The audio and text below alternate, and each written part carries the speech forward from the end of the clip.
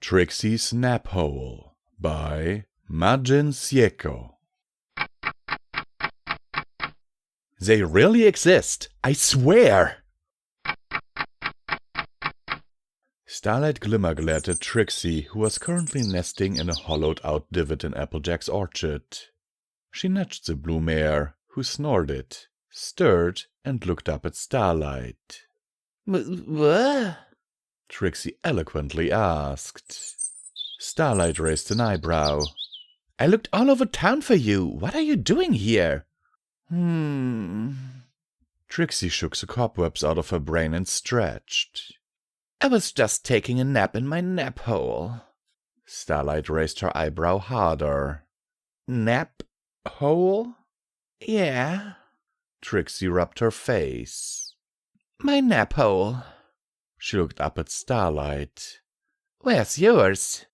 I don't have a nap hole, Starlight said. Trixie sighed as she stood up. That's not good.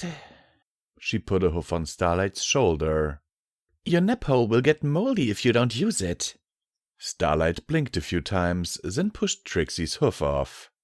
I don't have a nap hole to collect mold in. Trixie grunted. That's because you neglected it and it's now a mold hole.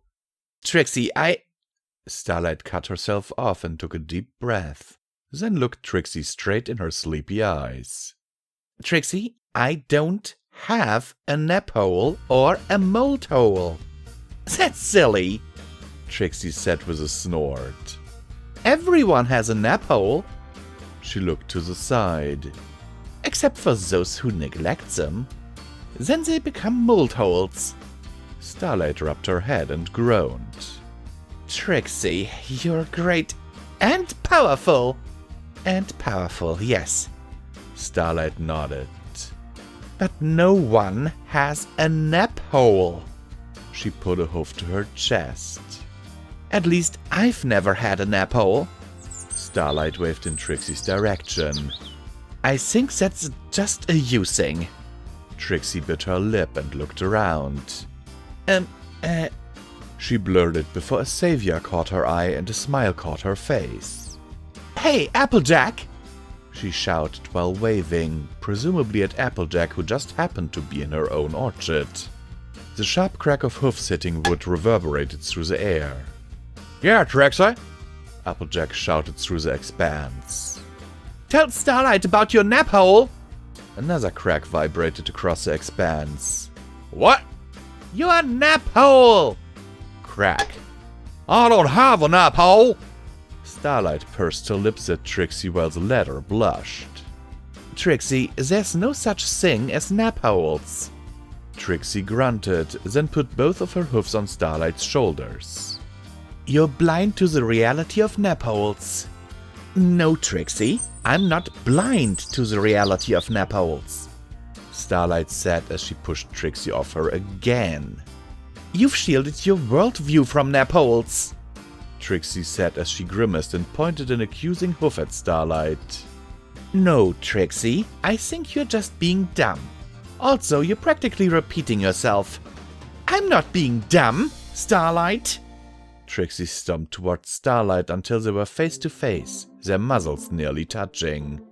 And I am repeating myself to hammer in that you are shielding yourself from reality. Starlight grimaced. I swear, if you say, to the reality of nap holes, of course. Starlight groaned, screamed, and stomped away over towards Applejack, who was still bucking trees at a steady clip. She poked Applejack, who turned around and smiled. Hey, Starlight, what can I do you for? Starlight sat down and rubbed her face. I think I have poor taste in friends sometimes. Applejack exhaled, then pursed her lips and rubbed her chin. Now, whatever would give you such an impression? Starlight said as she looked over in Trixie's direction, Trixie somehow figuring out a way to preen herself despite being a unicorn. Nap hole, I guess. Applejack placed her hoof down. Yeah, I thought that was a bit odd when Trixie called over here asking me about nap holes. She whistled. I never heard of such a thing. What do you reckon they are? Starlight clenched her jaw. I don't know, but I'm guessing it's an excuse Trixie came up with because she lost her... No, wait, there she is, picking up her keys. She shook her head and grunted. I don't know then. Starlight waved a hoof. Something Trixie made up to get me peeved. Watch your mouth there, Starlight. Applejack snickered. Don't want apple bloom here in such filth. Starlight exhaled. Applejack sat down and put a hoof on Starlight's shoulder. Have you ever considered that the nap hole thing is a metaphor? Starlight glanced at Applejack. What? A metaphor? Applejack nodded. For what?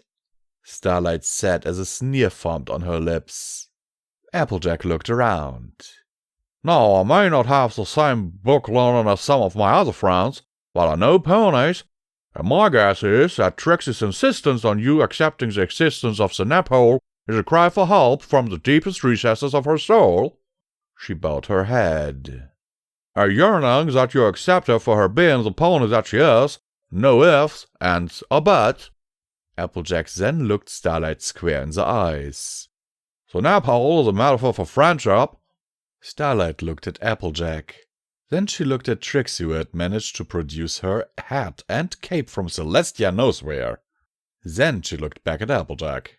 Applejack, I gotta be honest. That's the dumbest thing I've ever heard. Applejack chuckled. It is, ain't it? She stood up, pulling Starlight up with her as well. Point is, she is being dumb, but that don't change nothing. That's what friendship is. Starlight gave Applejack a cockeyed stare. So friendship is... dumb? Not exactly how I'd put it, no. More like... Applejack looked around, seemingly searching for the right words. She apparently found them in short order. Accepting that your friends can be dumb, and that's what makes them special. That sounds really... Applejack shoved her in the direction of Trixie. Now go tell her about your nap hole. I don't have a nap hole! Starlight shouted back at Applejack. Don't make one up! Starlight grumbled under her breath as she ambled towards the great and powerful Trixie, who was busy dusting herself off. She noticed Starlight and gave her a devilish smirk. Are you finally ready to accept the great and powerful Trixie's reality of the nap hole? Starlight looked at Trixie. Make one up, Applejack said. She looked at Trixie, who was clearly waiting for a response in the affirmative. But she didn't have a nap hole. Nap holes were dumb.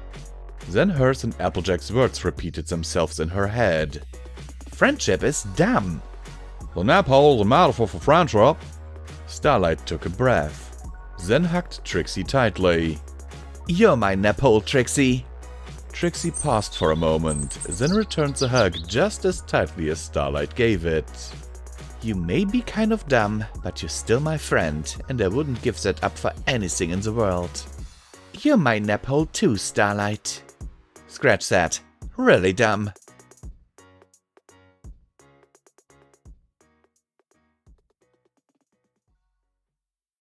Princess Luna's First Night Home by Natural Born Derpy. 10 more words. Princess Luna was beyond tired. Her body ached, her head ached. Each leg, joint and muscle on the alicorn somehow felt both solid as a rock and yet gooey-like as if she were standing on a trampoline. It was easy to understand why though. This was Luna's first night back from her banishment. Her first night back from over 1,000 years spent trapped on the moon. As well as directly following 1 or 2 intense battles with the elements of harmony. She mused sleepily. But those more serious thoughts could wait. Right now, she had only one target in her mind. Her lavish, queen-sized bed. Flop! Luna merely face-planted into it, stretching out all 4 legs in all directions in order to cover as much of it as possible. She wanted to drown in that bed just then. Marry it, if she could. It was nice of her sister to keep her old room in such a nice, clean state over the years. Bed, pillows, and covers included. She'd have to thank her in the morning. One very long time from now. After many hours of beautiful black sleep. With no interruptions whatsoever. My dear sister, a voice near the entrance to the room whispered most loudly. Clearly that of Princess Celestia. Glass of water before bed? Luna rolled over on the bed and found an even comfier spot. I only require sleep at this very moment, Tia. It has been a rather long and taxing day, to say the least. Thank you anyways. Oh, right. Yes, of course. The door closed, then immediately opened again. Maybe a snack instead? I do not recall if grilled cheese had been invented when you were last around, but I can attest firsthoof it is beyond delicious. So good it should probably be illegal, truth be told. One of the royal chefs could... Luna shut her eyes even harder. I shall have to take your word for it. How about instead of enjoying one right now, I dream about one? There! A perfect solution found. Good night, Celestia. She thought of hurling one of her pillows towards the door to get her point across, but the notion of opening her eyes to locate her sister would only pull her away from the yummy-nummy notion of being sound asleep any second now. Okay then, Celestia replied. Maybe I'll leave one outside the door if you change your mind. Thank you, but no thank you. Still the door to Luna's room remained open. How's the temperature in here? Want it adjust a tad? It's perfect, Celestia. Far warmer than the moon, most certainly. Want a window open? A soft breeze always helps lull myself to sleep. As does complete and utter silence. Luna thought, but dared not speak. Once again, she rolled herself over, dragging her bedsheets along with her. Soon, she looked more like an Alicorn burrito than a peacefully sleeping pony. Regardless, she was far comfier than she'd been in millennia. I feel like I'm rambling, Celestia blurted out. Am I rambling? I'm so sorry, Luna. It's just been so long since I've seen you. Back in Canterlot. Back in your old room. She paused before adding, back to your old, wonderful, adorable self. Luna was next to certain her sister wanted a hug at that moment. Sadly, Luna also wanted a hug at that particular moment. A very long hug, in fact. From her pillow. Maybe Celestia would enjoy one from a pillow as well. Thump! Luna's pillow had found its mark with relative ease. It sounded as though it had pierced through Celestia's horn. I think I'm starting to get the picture here, Celestia said evenly. That's good, Luna replied. Tomorrow we can talk as much as you'd like, but for now... It seemed as if Celestia's picture did not quite match Luna's, as dozens upon dozens of random pillows suddenly fell over top the peacefully laying Luna. Where Celestia retrieved so many pillows on such short notice was any pony's guess. Had she stashed them outside the door from the very start? Summoned them at will? Ordered her guards to fling them inside the room when told to? Those questions could clearly wait until tomorrow. Because for now... Celestia, you do realize this only makes my quest for immediate slumber easier, correct? Luna asked from under the 6 feet or so of soft, fluffy pillows enveloping her. How about a game before bed then? Celestia asked cheerfully. She'd clearly left the safety of the doorway to venture inside Luna's room. I made sure to keep all your favorites around. Monopoly, perhaps? Takes too long. Hungry Alicorns? I always feel self-conscious after playing that one. How about something shorter? Tic-tac-toe? Even shorter. Why not hoofclaw parchment? Ready? Go! And look at that, you won, Tia. Claw always beats parchment. Congratulations. That sure was fun. Must do it again sometime. Say, any time that is not now. Good night. But I didn't even... Never mind. Celestia lingered near the doorway again, door creaking halfway between open and shut. One last thing before I depart, Luna. Have you seen it? Seen what? Luna asked, deep within her wonderfully warm pillow fort. I lost it before, but I think I found it again. I'm just sure of it. Lost what? What do you mean? Can you not search for it later? I'm sure I saw it around here somewhere. Luna felt a few pillows over top her drop to the floor. I'm sure it's close by. Then a few more pillows. And even more. Then finally the blanket covering Luna's face. There it is! There is what? Painfully, Luna opened her tired eyes to view her sister properly. Even in the gloom of the dimly lit room, Luna could see Celestia's eyes shimmering. My sweet, sweet sister, Celestia finished quietly. I'm sorry to keep bugging you, but it's just been so long since I've seen you.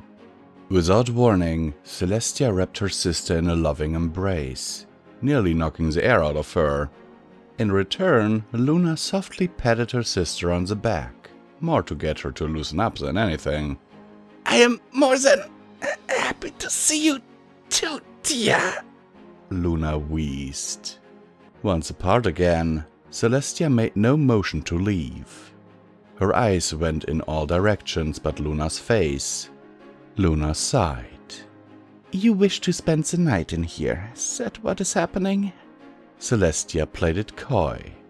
Only for tonight, just to make sure nothing bad happens to you or anything. You wouldn't believe the rampant ninja problem Canterlot currently has. Luna smiled daintily. Of course, fine. As long as we are both sound asleep within the next 5 minutes. Agreed. A few minutes later, with the lights off and the bedspread remade, Celestia told her sister, currently held tight to her chest. Thank you for this, Luna. Luna barely had enough room to nod. You're welcome, Tia. But with that said, I'm also very sleepy right now. I shall give you 10 more words this evening. Another sisterly squeeze. I'm just happy you're back, little sister. You have 3 more words. A thoughtful pause. Pancakes for breakfast? This is again Comment Time with Visual Pony, and as always, I will remind you that you can support us via our Patreons down in the description below. Every dollar helps, is needed, and very much appreciated.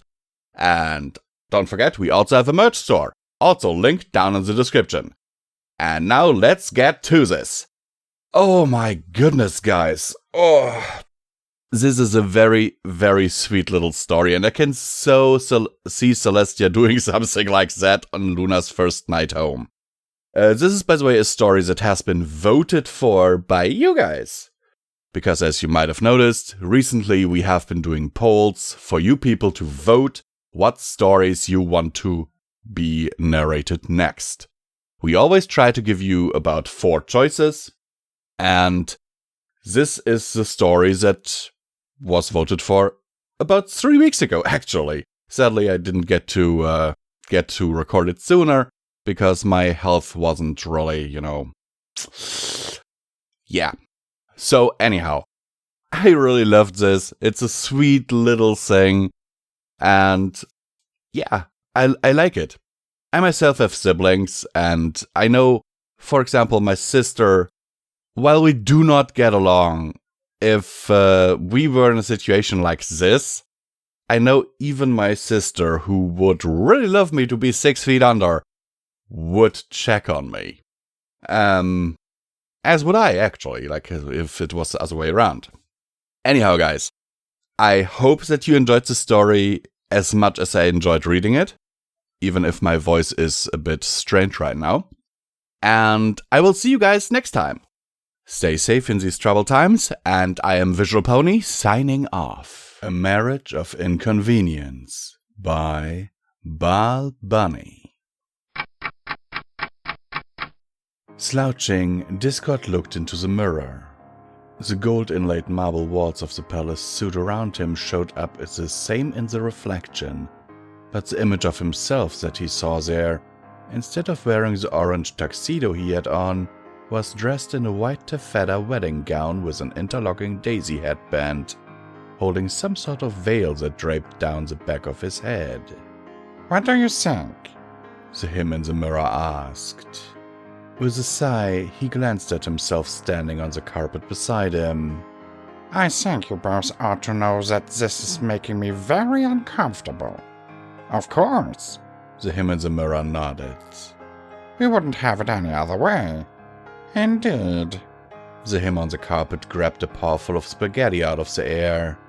"Because if you're not uncomfortable, then no creature will be uncomfortable, and we couldn't have that now, could we?" He straightened the spaghetti strands between his lion claws and his eagle talons, and the left sleeve of Discord's tuxedo jacket shriveled till it barely covered his elbow. "Perfect!" the other him shouted. "I'll say it is." The him in the mirror grabbed one of his own puffy sleeves and tore it off. "After all, when the Lord of Chaos gets married, the entire world should be uncomfortable." Glaring, Discord snapped his claws, and the two tiresome Discords disappeared. "Well, this isn't helping at all," he declared, staring at the empty mirror. Raising his voice, he called, "Can some pony take this mirror away? It seems to have slipped a cog." "Discord?" a familiar voice asked, and Discord swiveled around to see Twilight step tall and stately through the suit's doorway. Her mane billowed as usual in the non-existent breeze, and her white taffeta gown clung to and draped from various parts of her in a manner altogether too tasteful. As tempted as he was to hop over and lick it to test how tasteful it was, he decided he would rather be horrified. "Twilight!" He reached up and wrenched both his eyes from their sockets, pressing them against his chest to shield them. "You know it's bad luck for the groom to see the bride before the ceremony." Uh-huh. The hem of her gown made the most intriguing swish-swish sound across the carpet, and the slightly growing volume of her words affirmed that she was indeed coming closer. "We kind of need to talk about that, don't you think?" Letting his eyeballs float upwards like yellow balloons, he folded his arms and spun away from her. "I can't imagine what you mean." He slammed his head over sideways to impale his eyes on the tips of his horns, then straightened so they could slither down into place again. "We're as happy as soon-to-be husband and wife can be." He glanced at her. "Aren't we?" "You tell me." She stopped, her face not adorned with the wide-eyed confusion he was used to seeing there. Instead, she looked almost as tired as he felt himself. "And I mean that literally. Tell me why you've transformed all of Canterlot into one giant wedding chapel. Why you've locked me into this admittingly lovely gown, and why you've brought the entire governing structure of Equestria to a halt while insisting that you and I are scheduled to get married." "Because I love you?" He tried to state it definitely, but the things squirming around his innards wouldn't let him. Twilight gave about a half smile. "We both know that's not true." "Well..." Leaping away, he shot his arms off like miniature rockets, zooming around the room amidst gouts of cherry-scented blue smoke. "What choice have we got? We're the only two left." "Only two?" Her forehead creased in something close to the proper sort of confusion, but Discord found he wasn't getting any pleasure at all from the sight. "Discord, I don't..." "I'll explain then." Almost having to spit that horrible word out, he sucked his arms back into place and held up 4 digits on his lion's paw. 2 digits on the eagle claw. "There are exactly 6 immortal beings in this entire world, Twilight Sparkle." 2 of them are sisters, 2 of them are mother and daughter, and then there's you and me. We need some sort of intimate relationship or the whole thing will... There won't be any... The room whirled, and he found that he couldn't quite remember how to form words. Twilight had somehow sidled right up next to him, was reaching out a hoof and resting it on his shoulder, and Discord suddenly realized that he'd collapsed into a boneless heap on the floor. I miss her too, she said softly.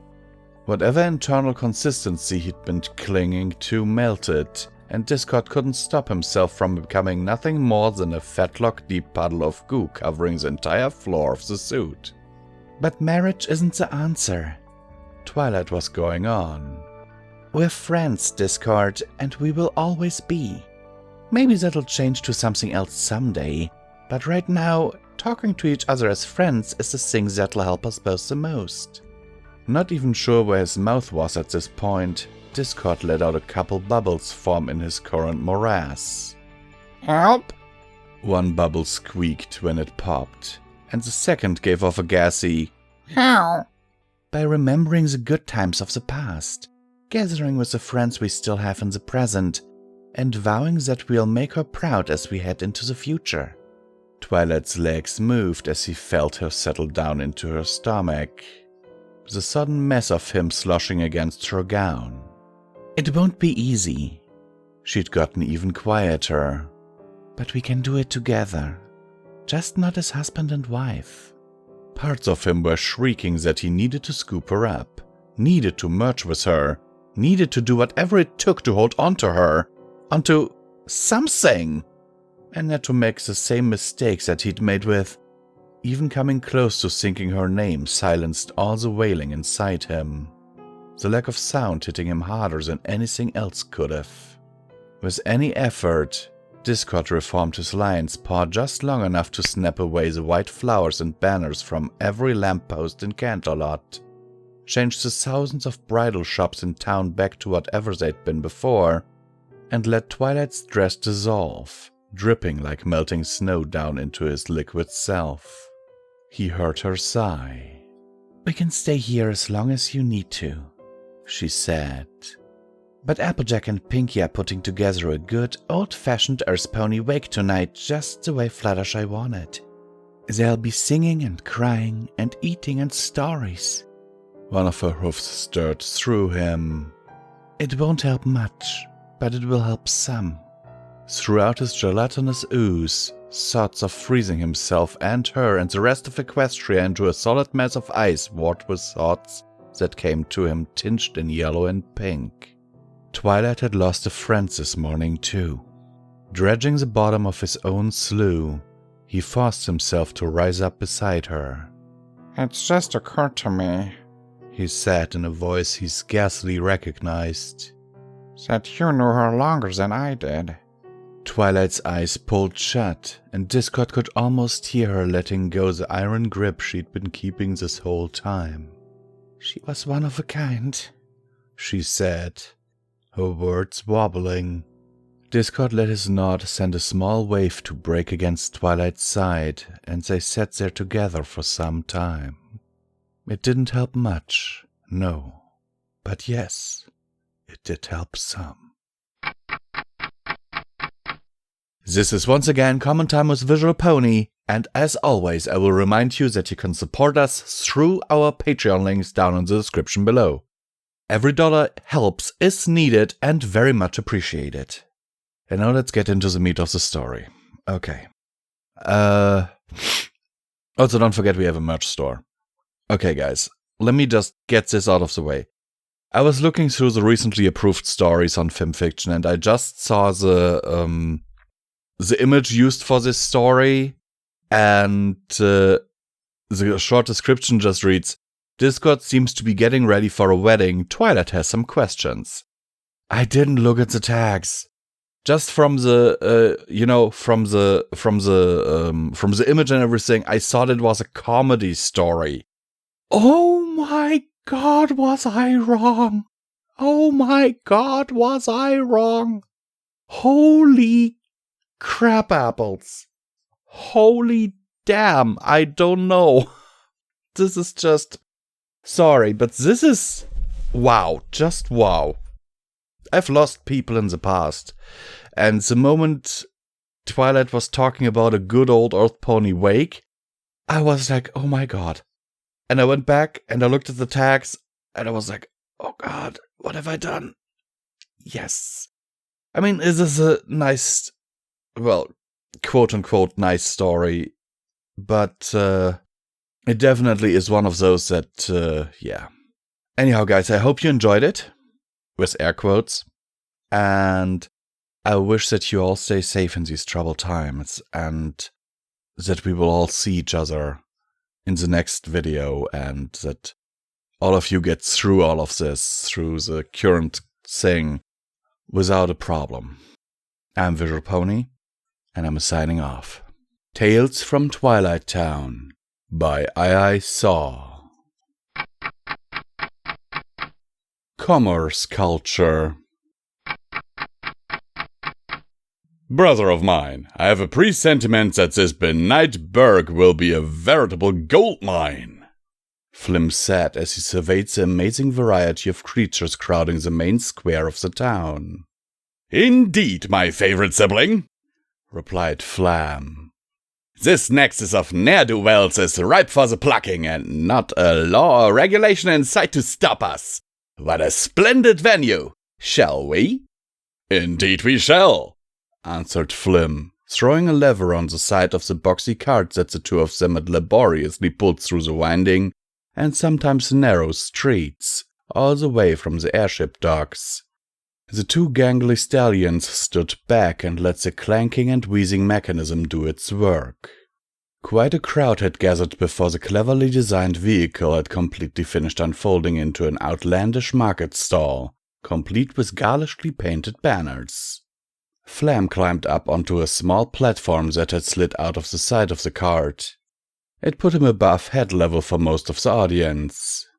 Welcome, welcome, my dear ponies, and griffins, and zebras, and hippogriffs, and whatever it is you are, good sir or madam. This is your lucky day! He produced a collapsible pointer from the pocket of his striped vest, and tapped out the words on the banner as he spoke them. The Double F Miracle Elixir! Guaranteed to put the vim and vigor of an alicorn into even the most pathetic of creatures, and now available to the public at a ridiculously low price! Flam continued his spell, ascending to ever new heights of hyperbole, despite the growing suspicion that something wasn't quite right. The crowd was paying eager attention to him, true, but it wasn't the sort of desperately hopeful anticipation that he was used to stirring up. It was almost as if they were enjoying his performance rather than his promises. A quick sidelong glance at his brother confirmed his fears. Flim was staring out at the assembled creatures with an expression of obvious puzzlement. Flam quashed a worried grimace and turned his full attention back to the crowd. There was nothing to do but carry on. When he came to the end of his carefully prepared speech, Flam swept a grand gesture at the counter, now laden with patent medicine bottles, and announced, "Only 1 bit per bottle or the equivalent in local currency. Half off for the first 10 customers." That discount offer hadn't been planned, but as the suckers weren't eagerly pressing up to the counter as expected, he thought that some extra encouragement was warranted. As the useless globs they were selling only cost them a bit for 50 bottles, the limited markdown would hardly scratch their profits. There was applause. There wasn't supposed to be applause. There was supposed to be a rush to dump lots of lovely bits into the cart's built-in cash box. But the only coins that immediately presented themselves were several odd-looking foreign things of obviously base metal, carelessly tossed onto the platform at Flam's hooves as if they were some sort of lowly street performer. Of the large mass of creatures that had approached at the clarion call of Flam's ineluctable sales pitch, most turned away and went about their business. "I can't believe it," Flim said to himself under his breath. "What's that, mister?" asked a somewhat squeaky voice from the other side of the counter. Flim leaned over the counter to find a young griffin peering up at him. He wasn't very good at judging the age of non-ponies, but it was clear she wasn't an adult. Well, no matter. A customer was a customer. Nothing. So you'd like some of the wondrous double F elixir? I would advise you stock up. Make a great hearthwarming gift. How many will you take? The young griffin reached up and took one of the bottles from the counter. She examined it closely, rotating it so that she could examine every part of the colorful label. There's no dosage information, she observed in a disquietingly unchildlike manner. Well, that's because the more you take, the better it works, replied Flim with hearty good cheer, since there was nothing in the elixir that could be considered as an active ingredient, besides a little sugar. Putting anything into their potions that had any effect whatsoever was a mistake the brothers were eager not to repeat. This has been tested on griffins, right? The fluffy little peeper persisted. We can react differently to drugs than ponies, you know? Flim had faced tougher customers than her and was fully prepared. Why, my little chickadee, I have thousands of testimonials from satisfied customers as to the efficiency of our product. Many of whom are not only griffins, but celebrity griffins. Griswold, the first griffin in the Royal Equestrian Guards, has personally... But before Flim could locate the forged letter of recommendation in the card's paperwork cubby, the cute little vulture interrupted him. Anecdotal evidence, she said with the gravity of a judge pronouncing a guilty verdict. I mean a real scientific study. A proper one, not one of those propaganda jobs out of Quackistan. You show me your sample size and methodology, and I'll tell you whether or not I believe you. Flim realized he was gaping, but he couldn't help himself. Where are you from, young lady? asked Flam, who had walked around the car to stand at his brother's side. Some local academy, perhaps? For the briefest moment, Flim and Flam nearly panicked as they heard an earthquake start behind the young griffin. When they looked up, though, all they saw was a remarkably large specimen of the water buffalo tribe. He was chuckling. Her Majesty's public schools are pretty good, see? Don't need no fancy academies, he said. The griffin chick turned and chirped out cheerily. Hi, Daddy! Daddy? Flim said quietly out of the corner of his mouth. I think I'd rather not know. Flam replied in the same fashion. Hey, little bit, the buffalo replied, scooping up the young griffin with a hoof and placing her on his neck, just behind his head, where she could rest her beak between the base of his horns. You wanna get ice cream? Yay! She bounced happily on the perch. I don't want any of this dumb stuff. I think these guys are crooks. That's the people are, little bit. See? Her father replied. Yep, but they're usually not that obvious about it. Flim and Flam were left sputtering in indignation as the odd pair headed for an ice cream cart across the plaza. Their next customer was a Pegasus who demanded to know about possible side effects and drug interactions of that elixir. He left unsatisfied and empty-hoofed. After that was a zebra mare who was very persistent in asking for a sample. When the brothers finally grudgingly agreed, she scooped up 2 bottles and walked off, throwing a cheery, "This will be ample.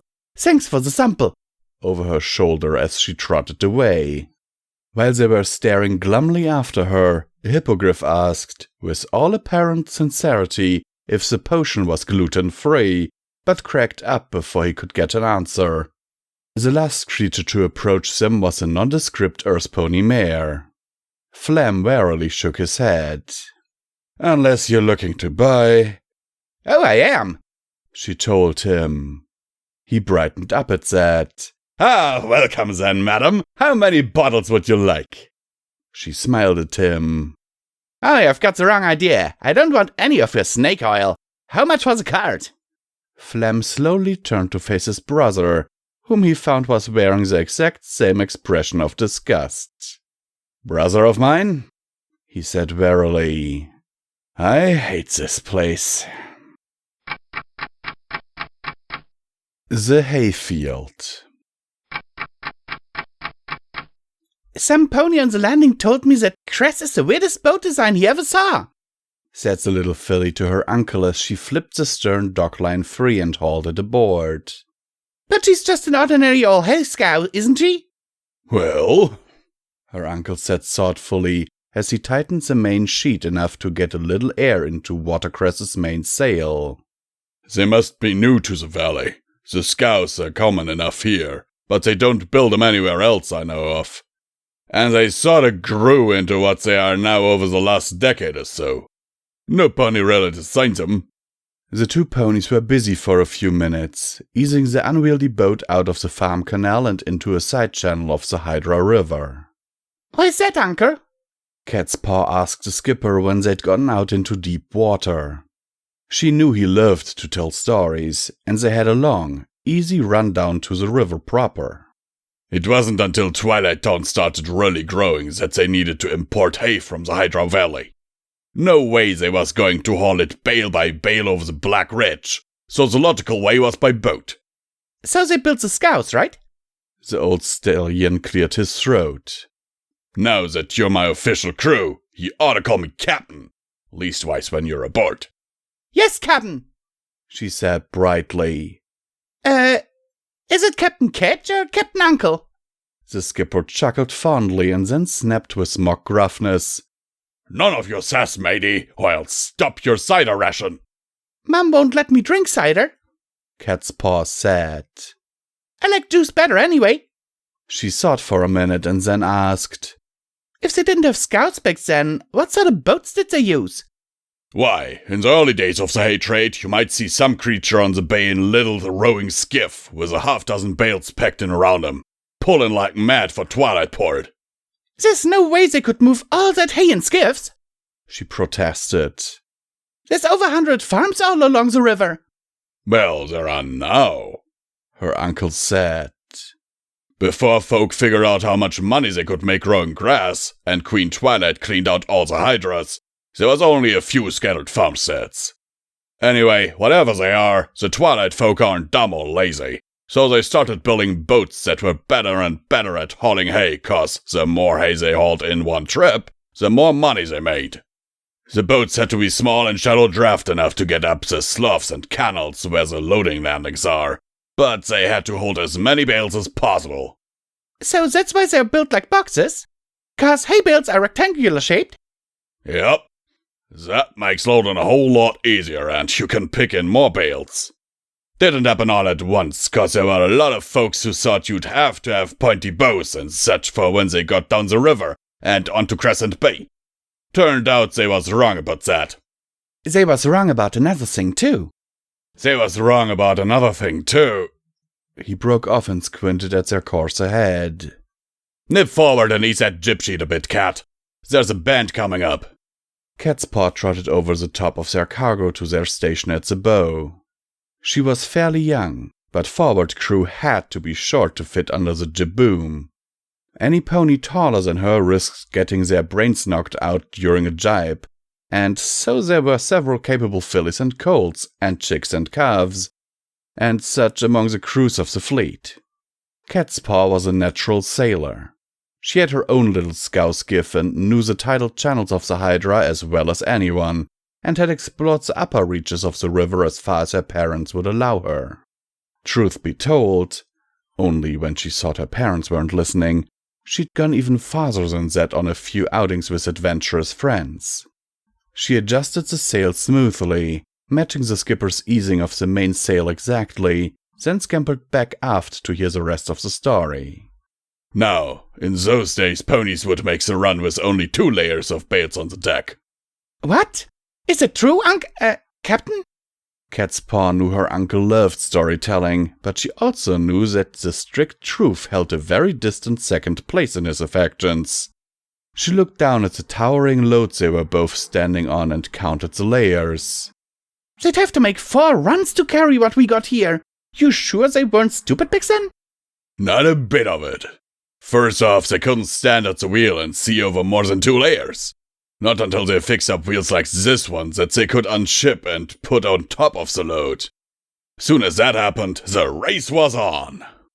The filly looked down thoughtfully at the hay. Could we get another couple of layers on here, do you think? Not without risking sinking at the loading dock or capsizing in a stiff breeze. Believe me, some folks tried it.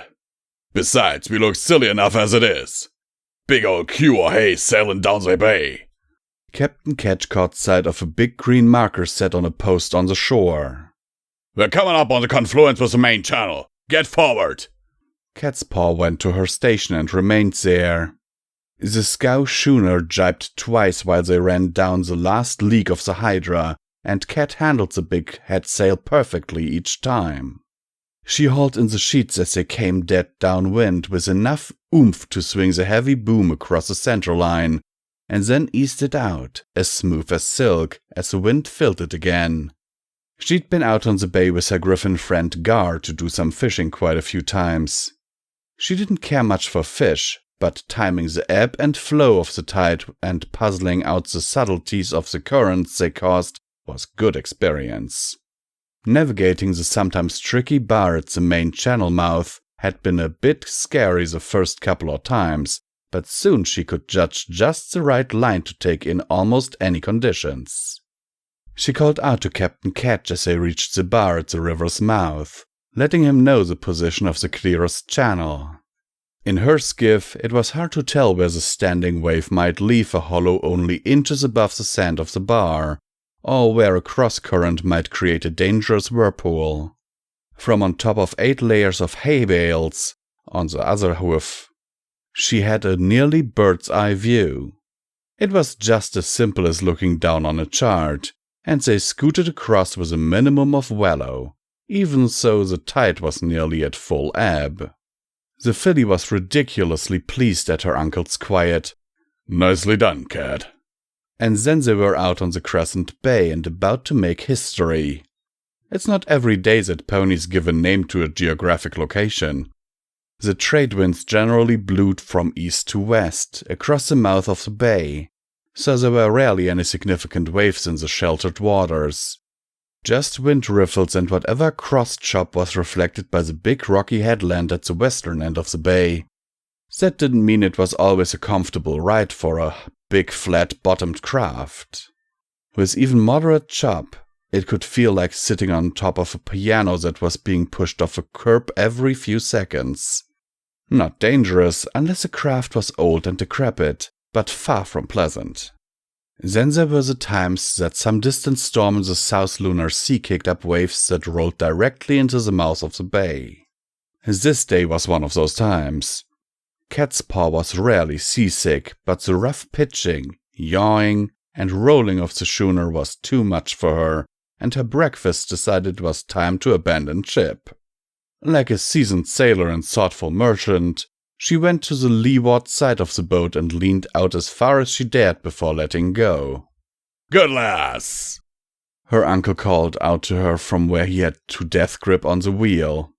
"No pony on the grass market will want to buy a bale of hay with some filly's chunder on it." She would have laughed if she didn't think it would make her barf again. A few minutes later, the captain called out again. "Shoals ahead! Keep watch!" It was purely a formality. The underwater continuation of the jagged basalt ridge that separated the Hydra Valley from Twilight Valley, 1, was something that the big ocean-going cargo ships had to avoid, and it was well marked by several large buoys. But even at low tide, a fully laden scow schooner could cross the mid-bay shoals with a fathom or two to spare. 1. Yes, nearly everything in the Western Crescent Bay region was named for Twilight Sparkle. Her subjects were unreasonably enthusiastic about her at the best of times, and it caused no little despair among mapmakers. Watercress and her crew had almost crossed the line of markers to the west of the shoals when they were hit hard. It happened so fast that neither of them had any time to react. One moment they were juddering along, and the next, several tons of water overtopped the cargo, and the scow smashed over on her beam. Cat's Paw was thrown into the water, a heavy hay bale smacking down on top of her, then bursting its baling cords and practically exploding all around her. She spit out salt water and sodden hay as she surfaced, staring wildly around. The deck of the schooner was canted above her, slewing around and making a horrible grinding noise as the choppy waves raked the submerged, starboard side of her hull against the jagged rocks of the shoal. Cat's Paw realized that Cress was only kept from completely capsizing by her masts, which shouldn't last long under the punishments they were taking. She swam away from the hull as quickly as she could and shouted for her uncle. Captain! Captain, where are you? She had a hard time seeing anything because of the mass of floating hay, and the noise the poor scow was making as she was ground into driftwood was so loud that she wasn't sure she would be able to hear her uncle even if she shouted back. With a rending crackle, the masts gave way, and the scow schooner turned turtle with a low boom. At least she was floating again, and without the constant grinding noise, Cat's Paw heard a desperate cry from somewhere nearby. She splashed towards the sound and found her uncle trying to climb up onto one of the few intact hay bales.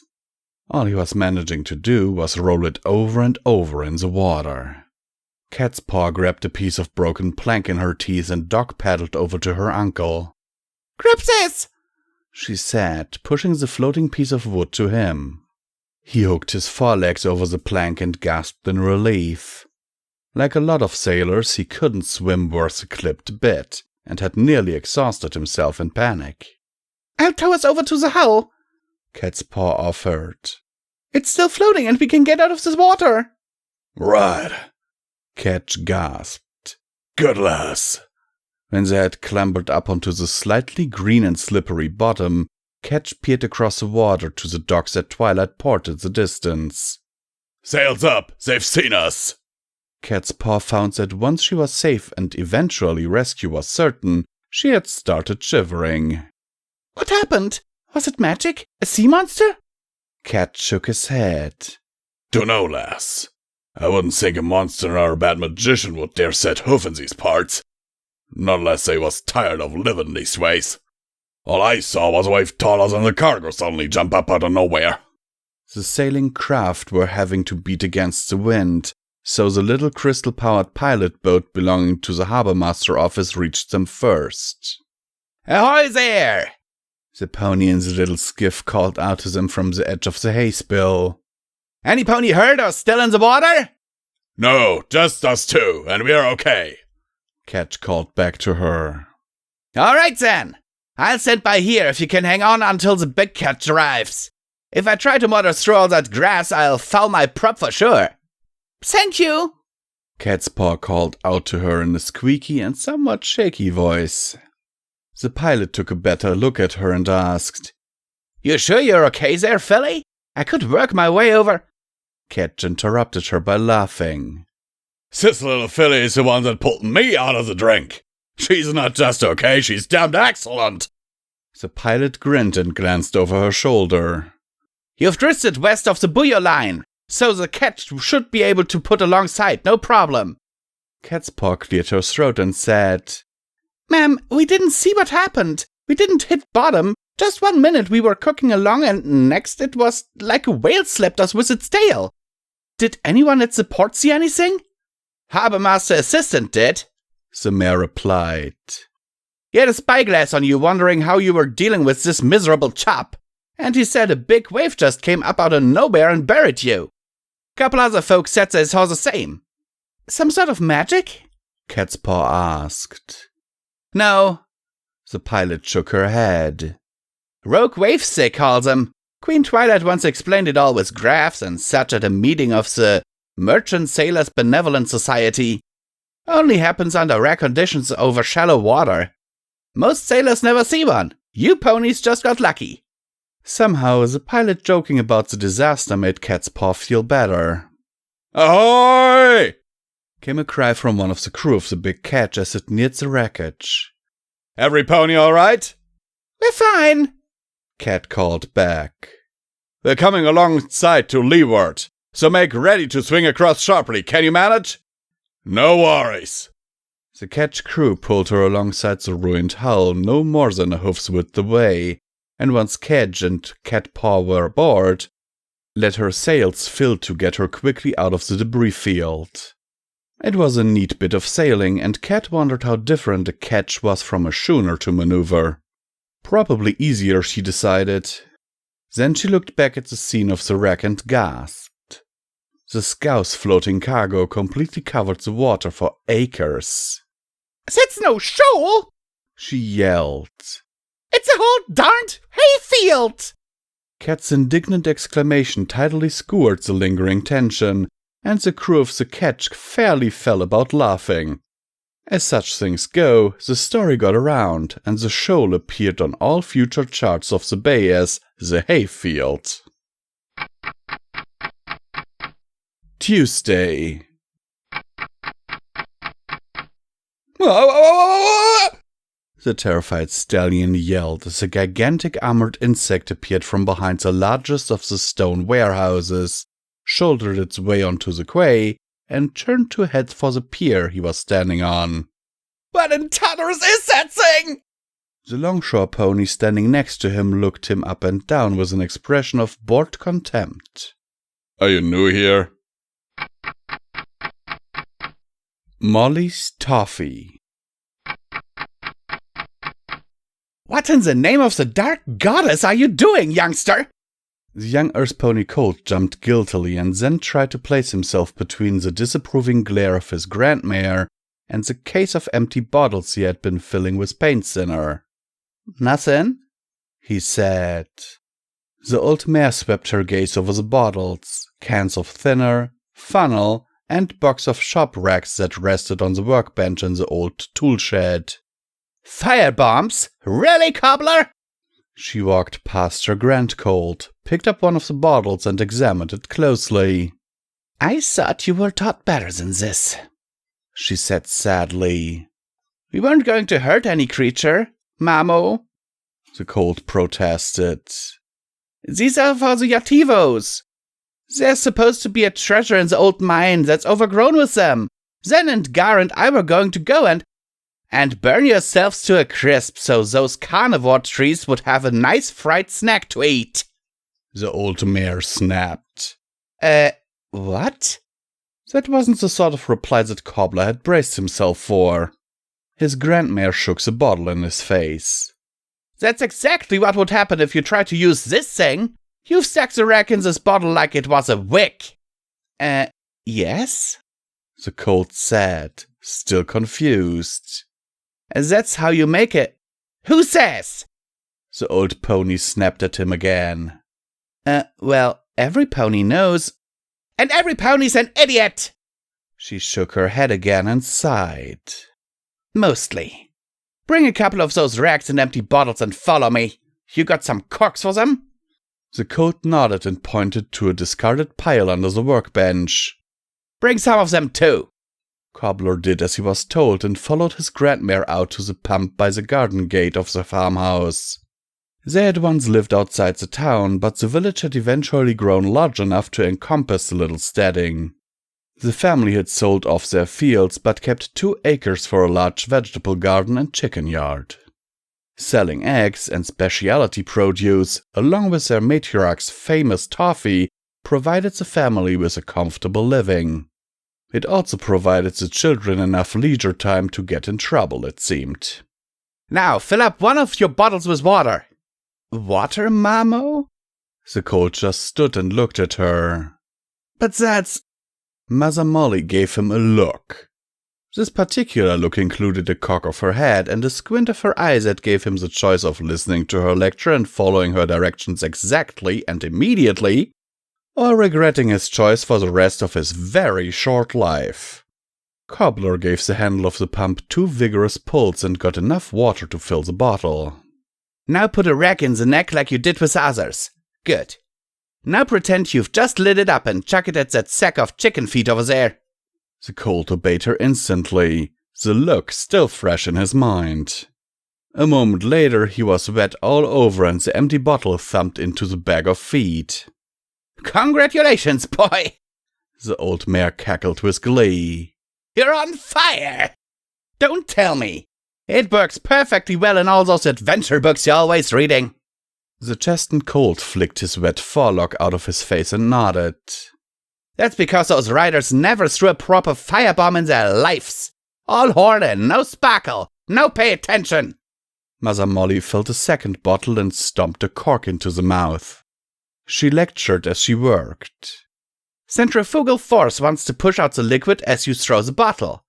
And a nice, oily rag doesn't hardly do anything to stop it. She tied a rag firmly around the neck of the sealed bottle and wetted a bit from the pump.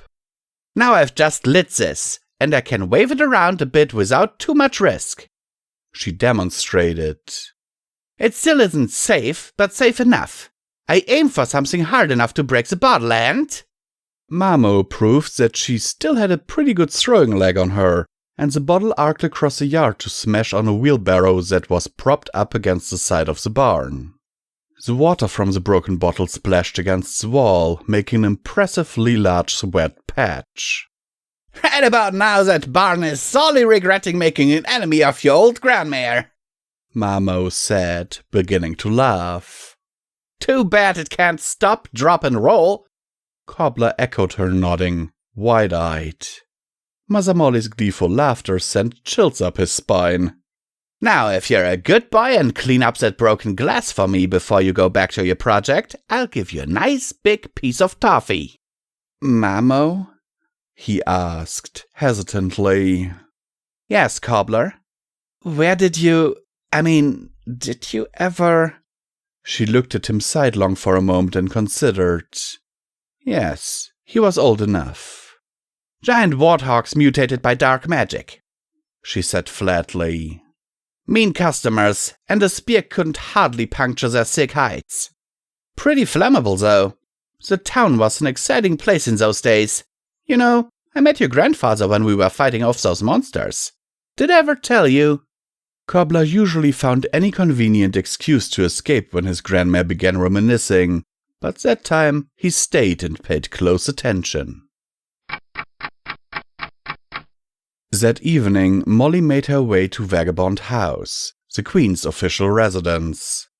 There was a very old donkey asleep in the little guard hut, beside the gateway to the grounds. Molly didn't bother to wake him up, but she paused and looked down at him fondly for a moment, and left a small, close-wrapped package of toffee next to him before she went on.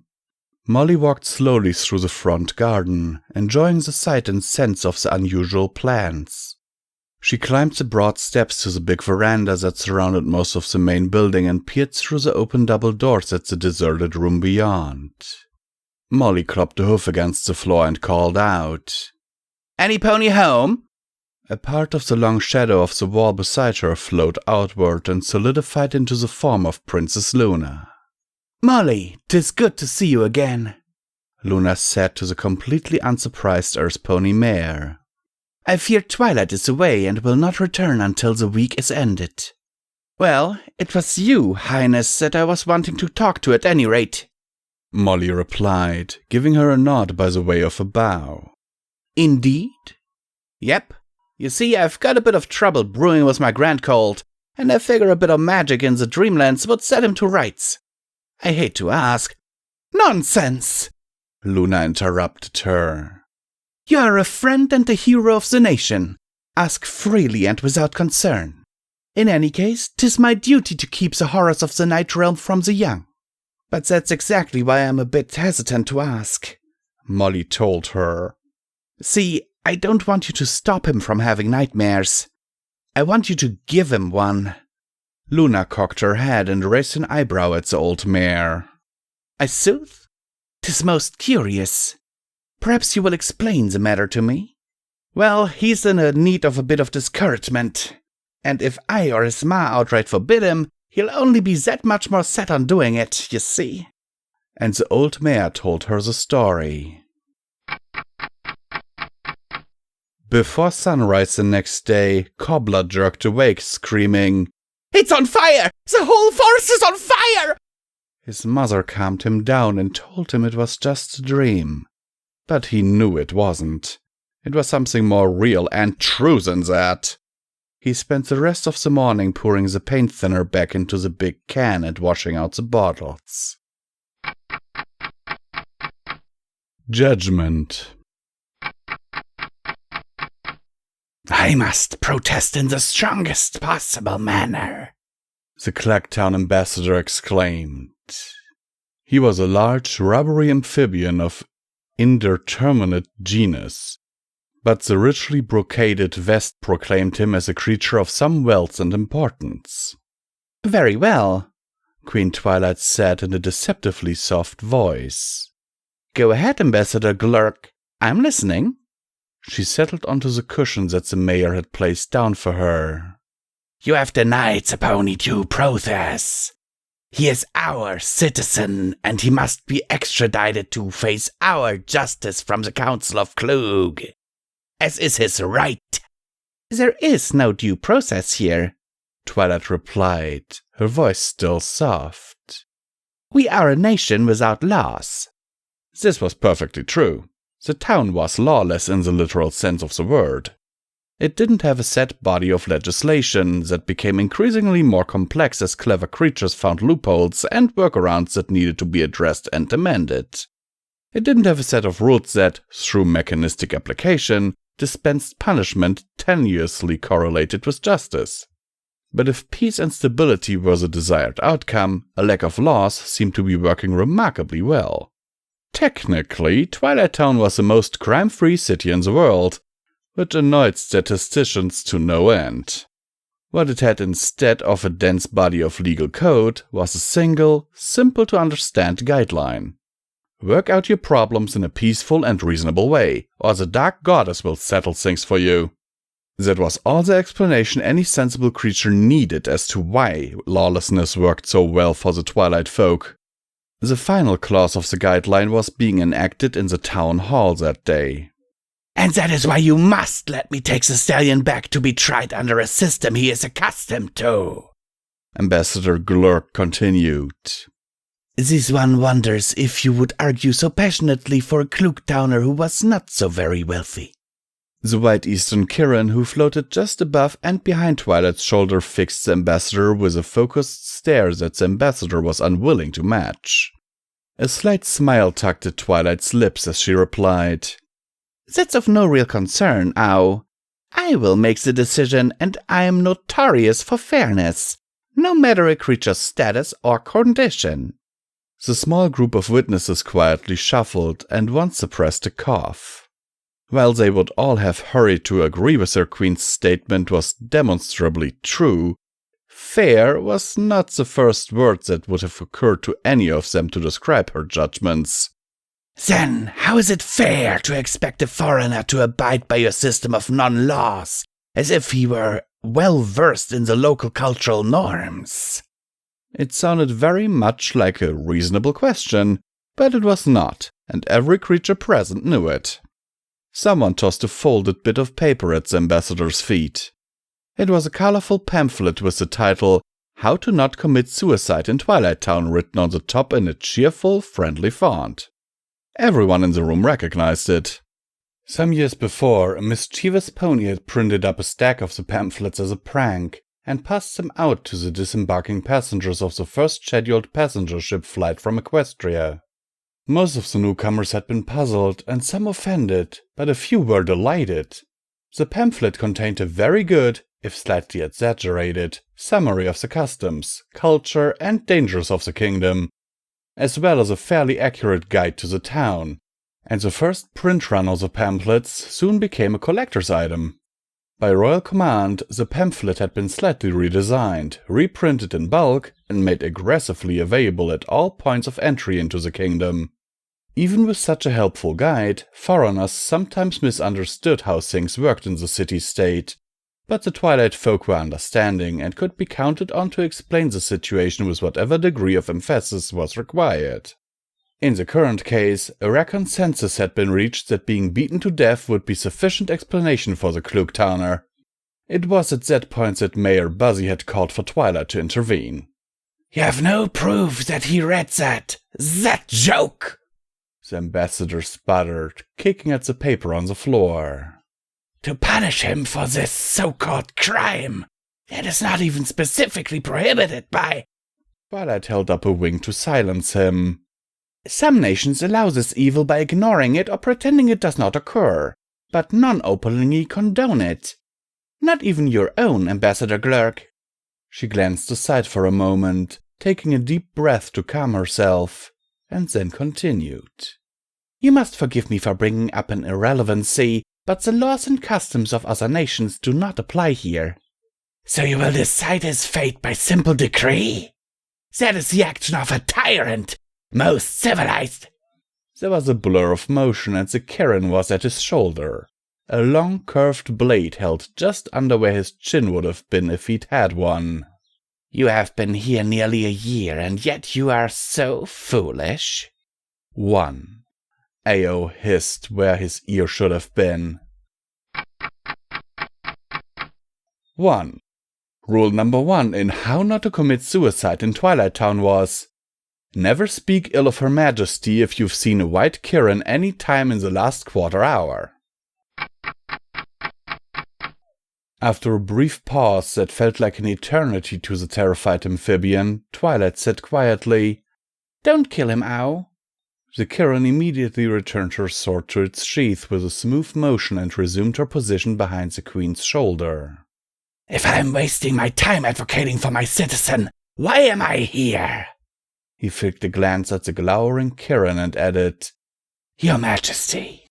You are here as a witness, the Dark Alicorn said. Preempting any reply, she turned to the waiting guard and ordered, Bring in the prisoner. A sleek, well-fed stallion was led into the room. He was fairly disheveled, thanks to his earlier encounter with the mob of outraged subjects, but still gave the appearance of a prosperous individual. He immediately knelt before Twilight had said in a hush, I'm so sorry, Your Majesty. I know I shouldn't have. I know I should be punished, but I couldn't help myself, and I have no interest in punishing you, Twilight said in a level voice. The stallion looked up from his bow, half puzzled, half relieved. I have one question for you. Anything, Your Majesty. Will you give me permission to alter your mind so that you will never do this again? Mind magic. But I swear I will never, ever. You are lying, Twilight said in a tone that caused the Twilight folk to edge slightly away from her. Possibly to yourself, but certainly to me. I ask you again, will you submit to having your personality altered? I won't be me anymore. That is quite correct. The Alicorn stood up. Please think of another way of punishing me. Please, Your Majesty, I beg you. This is not about punishment. To imagine that punishment would correct the compulsion that you harbor is foolishness, and punishment is worthless and hypocritical when it is merely state-sanctioned revenge. This is about prevention. One way or another, you will never abuse a foal again. The ambassador realized what was about to happen, and despite his earlier protests to the contrary, he also knew the character of the stallion he was trying to defend. Your Majesty, please hear me out. If you transform the stallion to stone, will that satisfy? The look that Twilight gave him killed the words in his throat, and he found himself pressed against the far wall without consciously deciding to back away from her gaze. And kick his problems 1,000 years down the road? No, that's not how I operate. She turned back to the shivering stallion. For the third and last time, I ask you, will you submit to being cleansed of this foul appetite? But it will change who I am. No, I might as well be dead. Twilight's horn flickered and the stallion instantly collapsed into a heap of grey ash. Mayor Buzzy, please record his choice in the town ledger. Good day, Ambassador, she said before abruptly teleporting away. Ambassador Glurk swallowed heavily and decided to retire. Mayor Buzzy sighed and said, We will gather up his ashes and return to his family. All expenses will be paid by the Crown, but can you arrange for the shipping, Mr. Ambassador? I will accompany them personally, he replied, trying not to let his voice shake. He hoped to be able to work up a plausible excuse to mollify the stallion's powerful family during the journey home. Blaming it all on the dangerous and possibly insane monarch seemed like a good plan. After the ambassador and most of the others had left, Ao opened the window shutters and leaned out. Below, in the town's central square, a large crowd waited expectantly. Au pitched her voice to Carrie and added a tiny boost of the royal voice spell. Normally she would never have presumed to do so, but she was making a semi-official announcement. Her Most Perfect Majesty has resolved the issue, she intoned. There was a murmur from the crowd. They had expected no less, but they wanted details. Au knew this, but she preferred to emphasize her point with a touch of drama. She paused just long enough for the murmur to grow louder and take on an edge of disappointment. Then she extended her right foreleg out of the window to spread her toes. A fine grey ash swirled out of her grasp and blew away on the wind.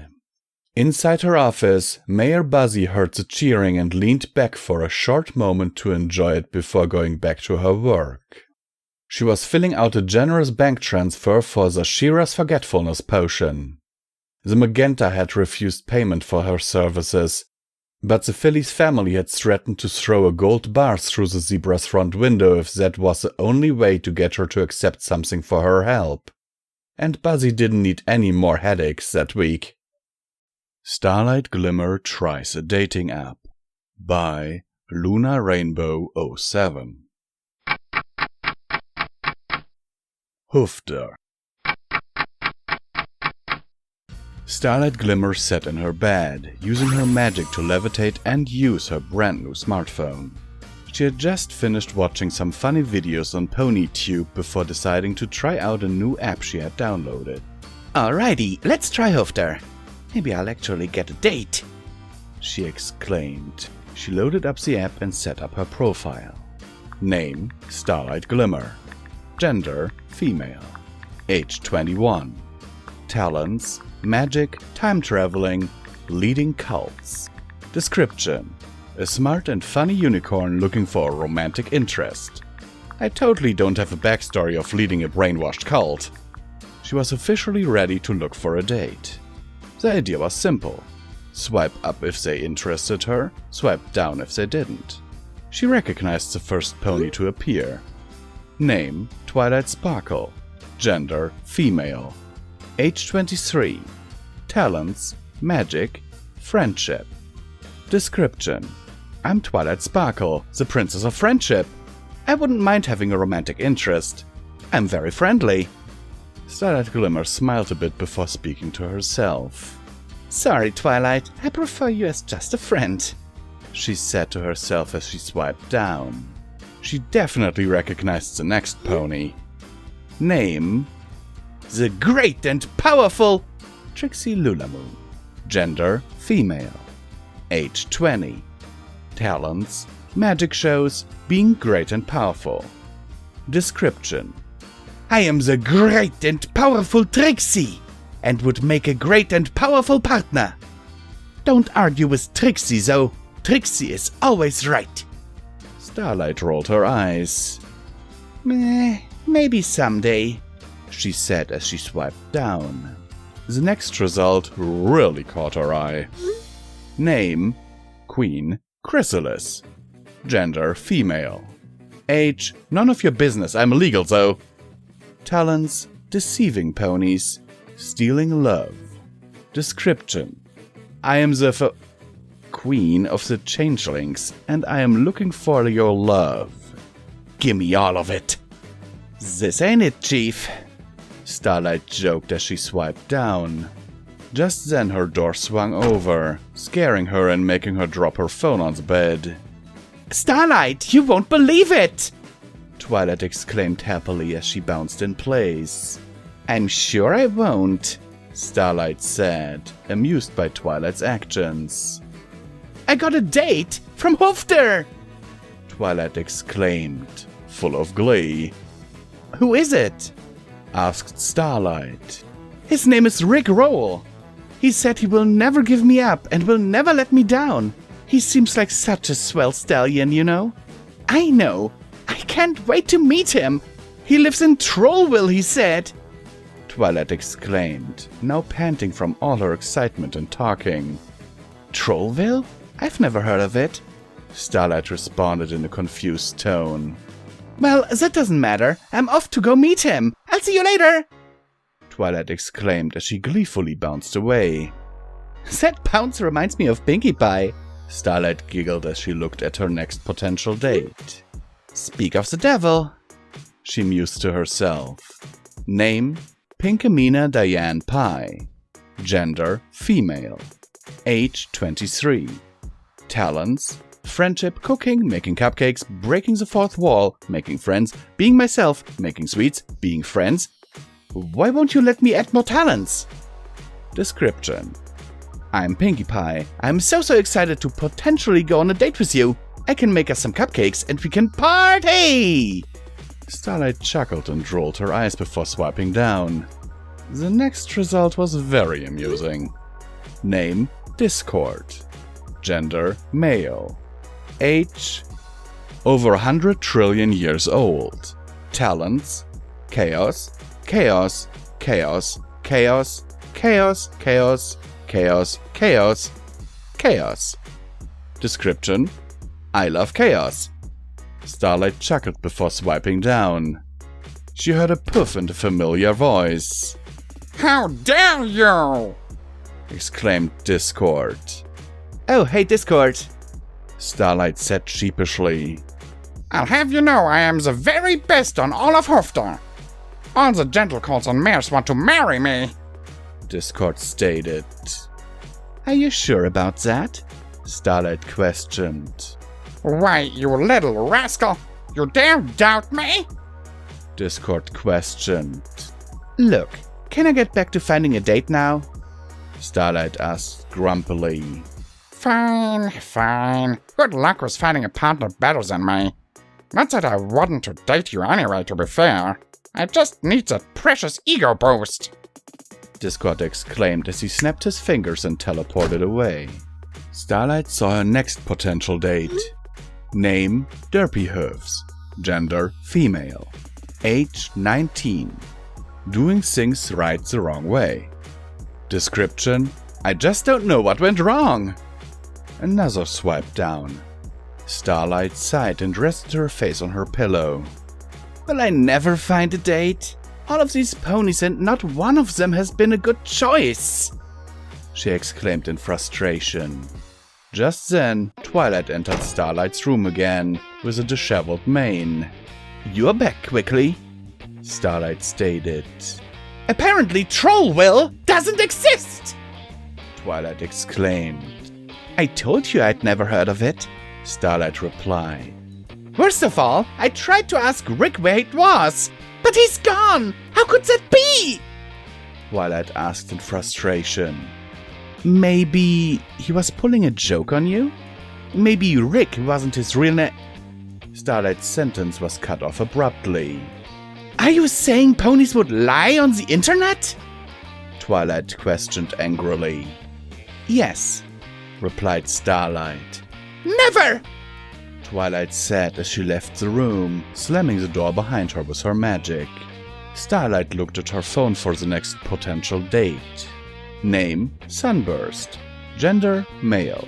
Age 22. Talents, magic, antique wing. Description, looking for romance, I guess. If you're reading this, Starlight, confess your love to me in person. Starlight swiped down and was met with a message screen she hadn't expected. Sorry, no other potential dates in our database currently. If you've gone through this many names and haven't decided yet, romance might not be for you. Instead, check out Friendship Book.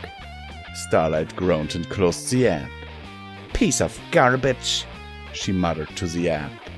A notification popped up. Please rate our app. Oh, I'll rate it all right, Starlight exclaimed.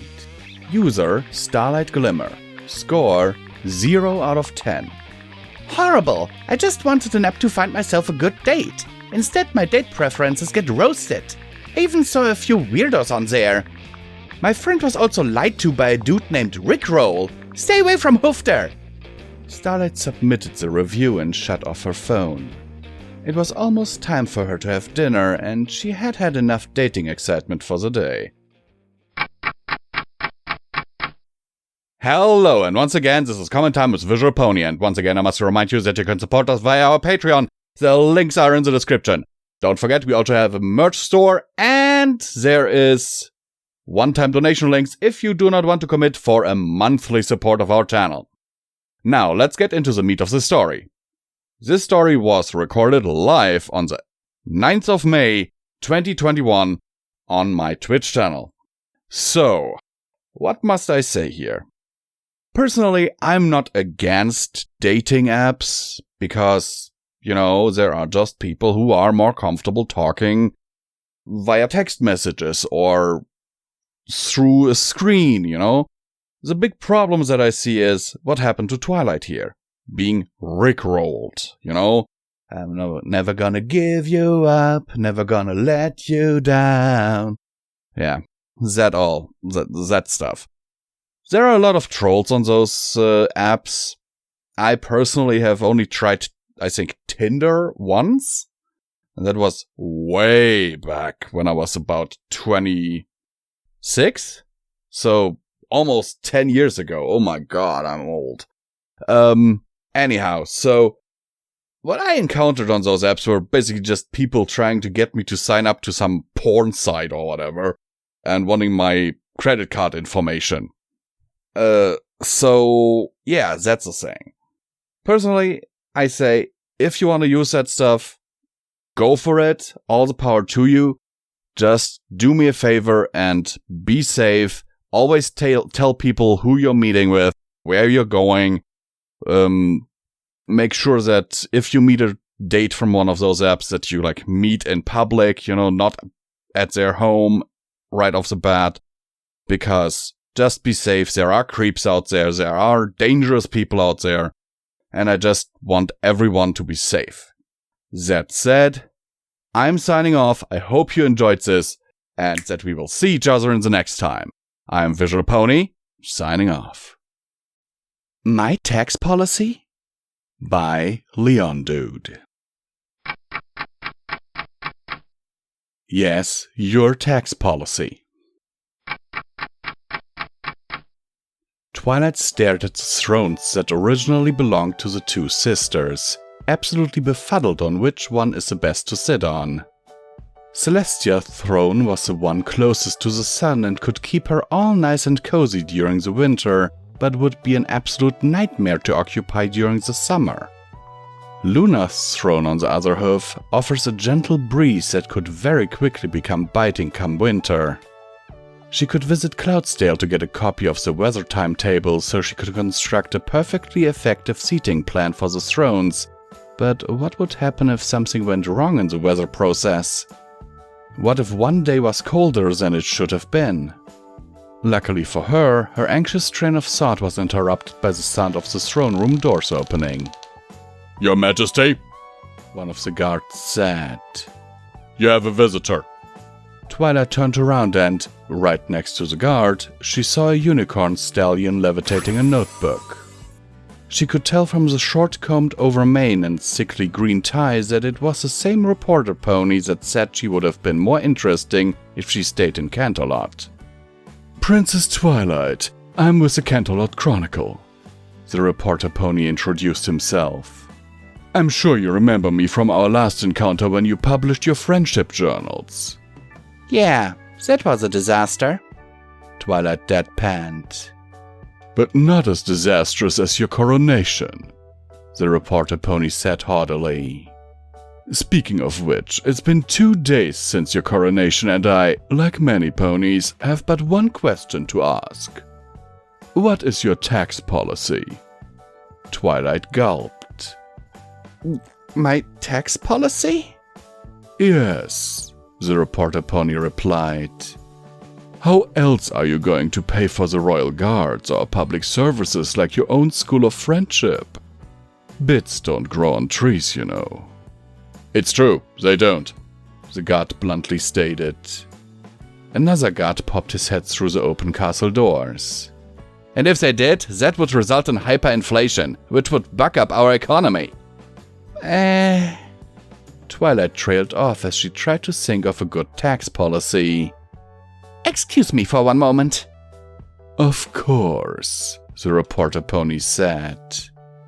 And with a flash, Twilight teleported out of the throne room and onto the sunny beaches of Silver Shoals. She turned around and saw Luna sunbathing on an inflatable bed. "Twilight," Luna said. "What a pleasant surprise." Do you know where Celestia is? Twilight asked. Luna pointed to the sea, where Twilight saw her former mentor on a jet ski. As she was in a hurry, Twilight teleported in front of Celestia. Evidently, her sudden appearance had startled the retired ruler of Equestria as she was sent hurling into the sand the moment she hit the brakes on her jet ski. Twilight didn't even think it was physically possible for a jet ski to stop that quickly. She flew over to the former princess, whose head was stuck in the sand like an ostrich, and tried to pull her out. "Oh, hello, Twilight," Celestia said as soon as her head was freed from the sand. "I wasn't expecting you to visit so soon. I need your help," Twilight frantically exclaimed. Celestia looked at her former pupil inquisitively. "Did a rampaging beast kidnap your friends?" "Nope," Twilight replied. "An unsolvable friendship problem?" Celestia continued to inquire. Twilight shook her head. Celestia shrugged. "Well, I'm out of guesses. What's the situation?" "I don't have a tax policy," Twilight replied. "Oh," Celestia said in an unsurprised yet little disappointed tone. "Well, that's not so bad." "But what if I run out of money to buy things needed to teach friendship lessons?" Twilight frantically asked. "Or what if the guards and the army don't get paid? Are they gonna stage a coup against me?" As Twilight began to hyperventilate, Celestia chuckled and levitated over a paper bag for her to breathe in. "I see those can be a problem," she said calmly. "To be honest with you, ponies complaining about taxes was one of the many reasons I had decided to retire." "Really?" Twilight asked. "What was your tax policy like?"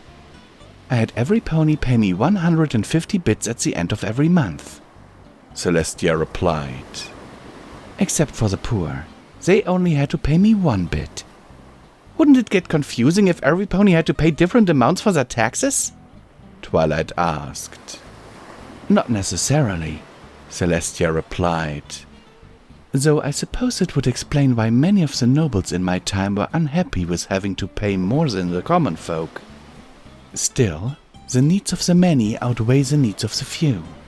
I'm surprised you're unfamiliar with how I used to run things. I thought you would have read a book about it."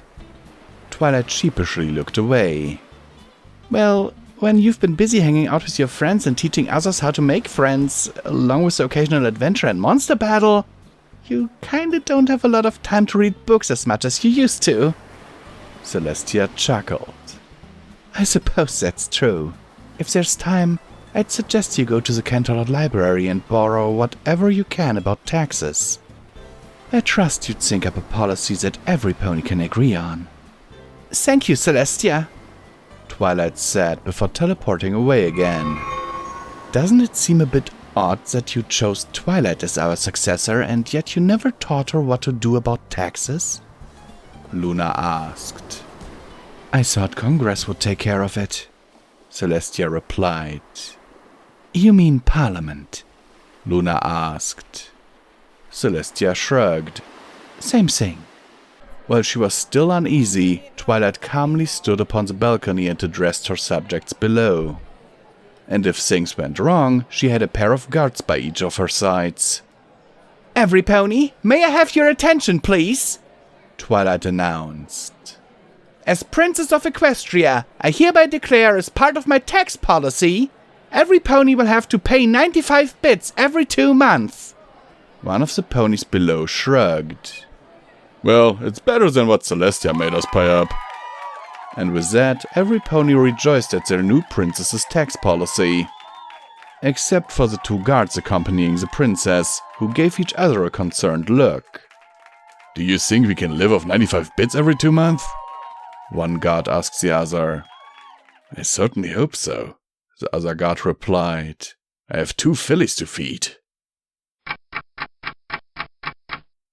And once again, this is Common Time with Visual Pony, and once again I will remind you that you can support us via our Patreon. The links are down in the description, and don't forget that we also have a merch store and one-time donation links if you do not want to support us monthly.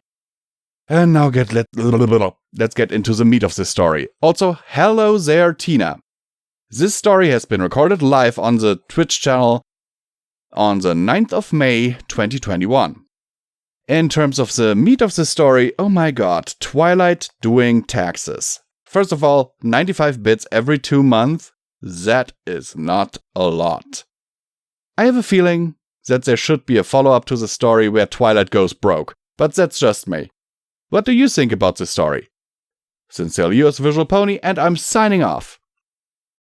Misaligned by Rambling Rider. Out of joint. In a distant corner of Equestria, the wind howled across a barren plain. No matter how the Earth ponies coaxed them, plants refused to grow here. Animals never stayed. The only scents on the air were rank and foul. What dirt remained felt slippery and oily. Even the sun and moon seemed to shine less brightly.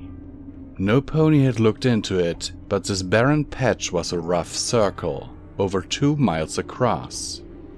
At the center of this circle, the only landmark within it was a circle of standing stones.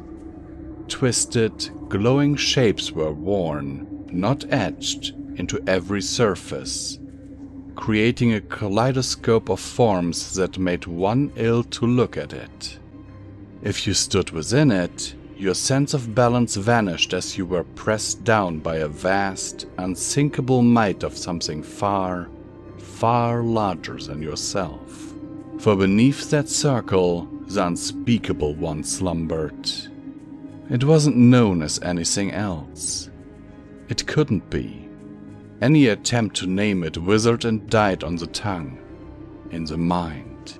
Any other name was beneath it, for it couldn't be constrained by a mere name. It simply was. Not the way the sky was or the earth was, but the way gravity was or electromagnetism was. It was a part of this universe on a foundational level, and to unmake it would be to unmake the universe. But just as magic could suppress gravity or electromagnetism for a time, so too could magic suppress the unspeakable one. And in this instance, for a time, was a long time.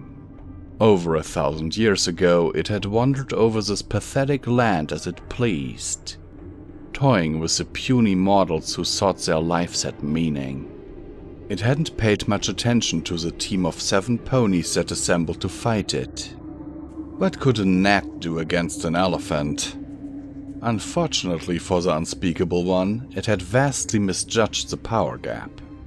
The 7 had thrown it down, corralled it, bound it, locked it away beneath a circle of standing stones. They thought it dead, but as often been said, that is not dead which can eternal live. The unspeakable one slumbered, but it was aware. It knew the currents of magic that most ponies missed. Something was coming. The locks on its prison were about to disintegrate. Not thanks to any terrestrial magic, but that of the stars.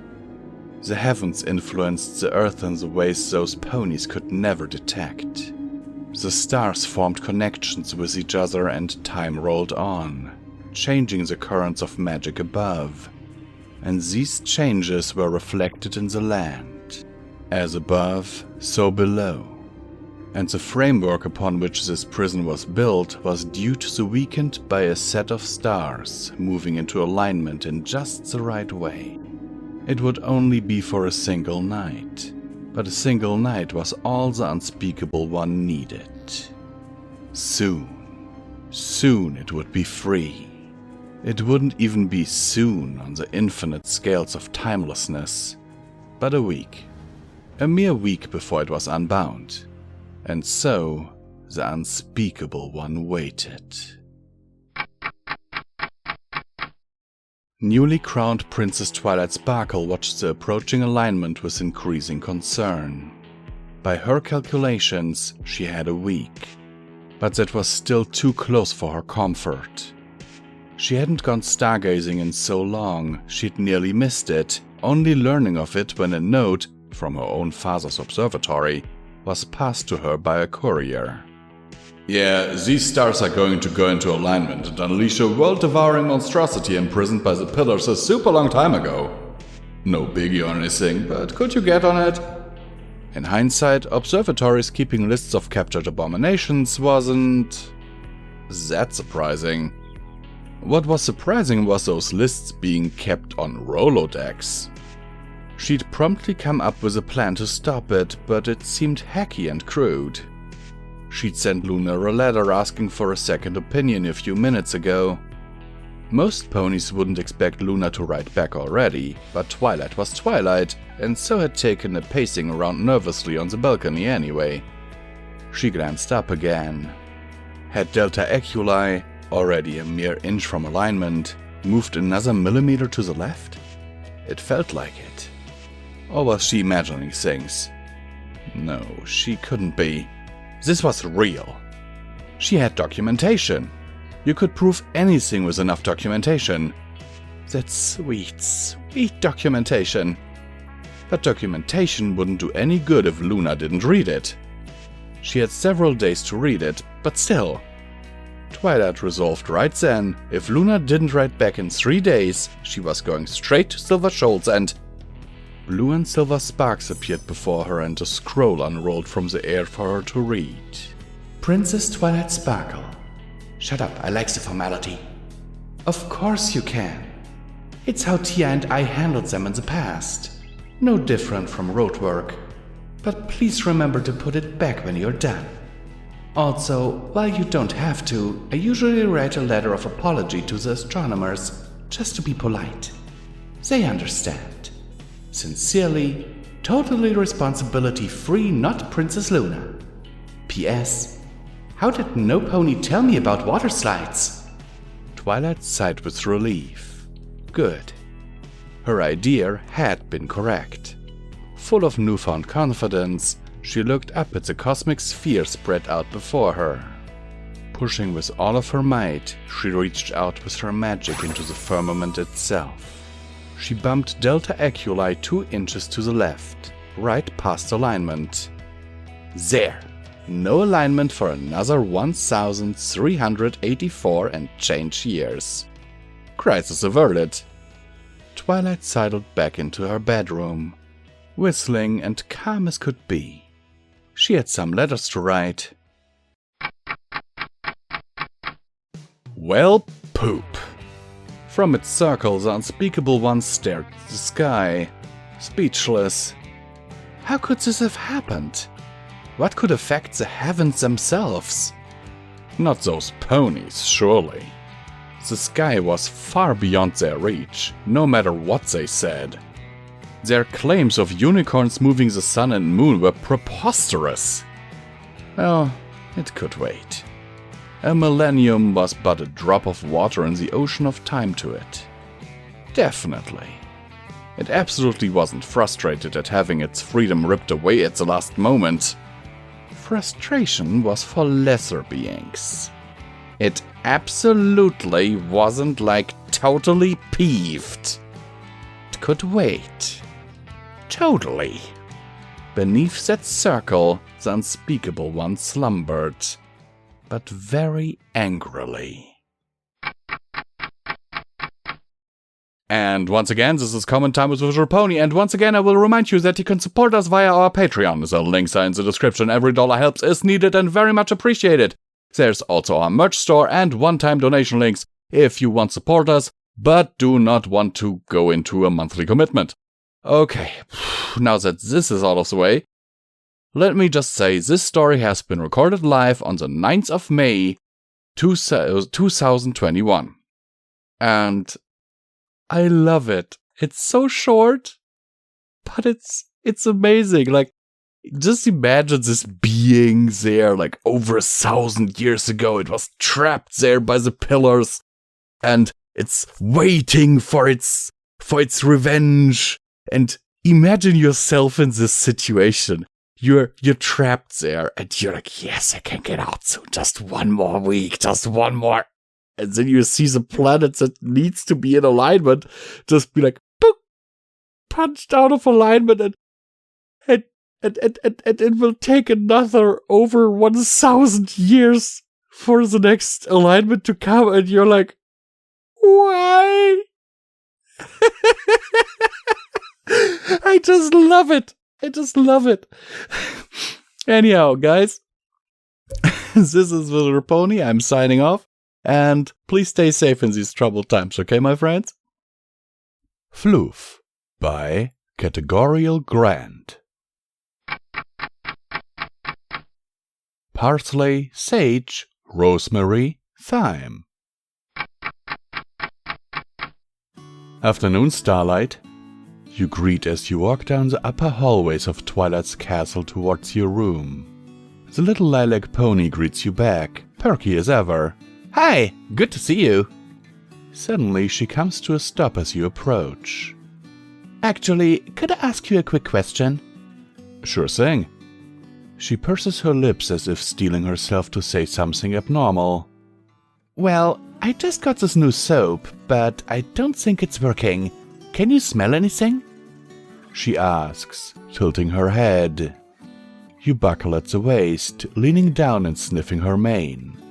Nope, not really. She smacks your leg gently with the side of one of her forehooves. It's soap, not shampoo, doofus. She puffs out her barrel.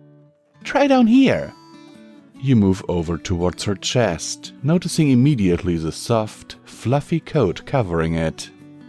It's mesmerizing enough that it gives you pause, but after just a heartbeat, you close the distance and sniff quickly. Pulling away, you think for a moment. I do smell something herbal. Twilight's ears perk up. Obviously, she's pleased that her toiletries are actually working.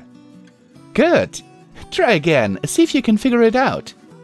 You move your nose closer this time, burying it just under the surface of her silken coat. Oh! You cry, moving your face away for just a moment. Rosemary! You got it! She cries happily. Okay, I feel better about spending all those bits on the organic option now. Unable to control yourself, you press your face forward into her fluff again, inhaling and nuzzling into her warm chest. The strands of her coat tickle and caress your nose as you rub your face across her barrel. She chuckled softly, and you're surprised when she places a hoof on the back of your neck in a half hug. You can just tell me if you want to cuddle, you know. You pull away and look into her eyes. Really?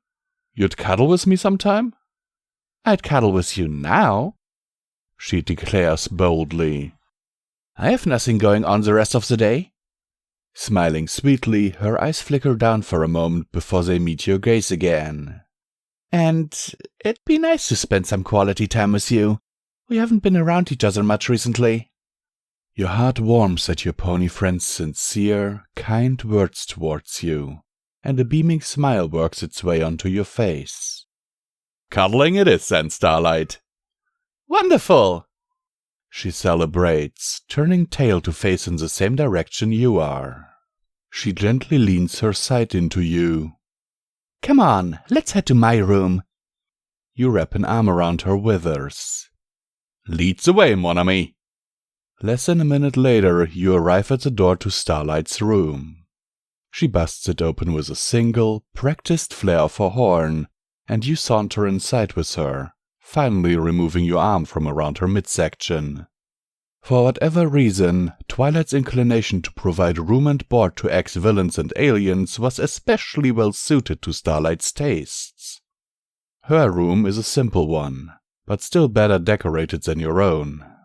A few kites are scattered about on the floor, with a soft shag carpet at the foot of her bed.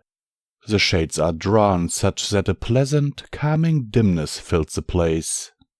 Starlight hops onto the bed with an effortless spring and collapses on her side to face you. Smiling, she holds her forehoofs out, beckoning you into a lying hug.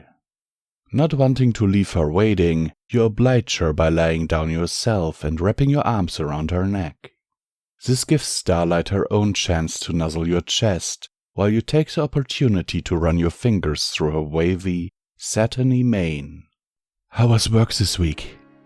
You ask her softly, allowing the tips of your fingers to leave trails on her scalp as you continue to stroke her mane. Oh. She purrs briefly at your affection while collecting her thoughts. When she speaks, her voice vibrates pleasantly into your chest. Things were a little hectic this week. Nothing catastrophic, but a lot of students came to the office wanting help with little things. Next week looks like it'll be a little less stressful. Removing her muzzle from your chest, she looks up and nuzzles the underside of your chin. What about you?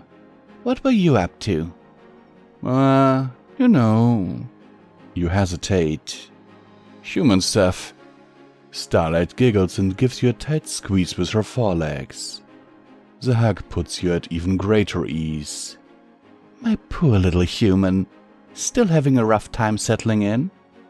I'm all settled, you protest quietly. Just a little too settled is all. It's hard finding things to do. Starlight pulls her face away from your neck to look you in the eyes. She leans in, pressing the tip of her muzzle to your nose in an Eskimo kiss. Sounds like you could use some counseling, she teases as she retreats. Oh, friendship counselor Glimmer. You perform, removing a hand from her to place on your forehead in Fox's distress. I just don't know what to do. Giggling, she nuzzles your cheek. Don't worry, I'll take care of you, my lost little alien. Lifting your arms from around her neck, you snake them under her forehoofs and around her torso. Shimmying your body down across a comfortable mattress, you bring your face down to the level of her ample fluff again, and takes a dive.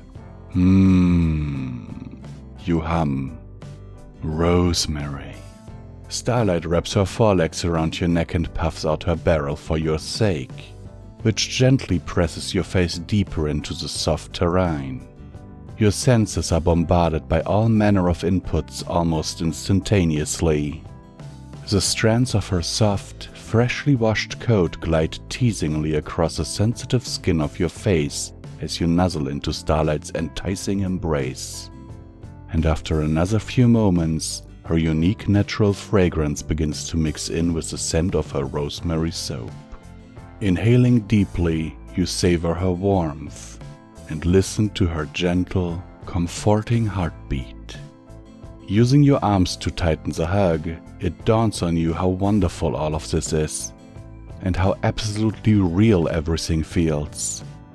Starlight is real, and you feel at home locked in her gentle caress. You're not exactly sure how long you spent like that. You're not sure why, but it seems Starlight is enjoying the attention too, which makes you glad.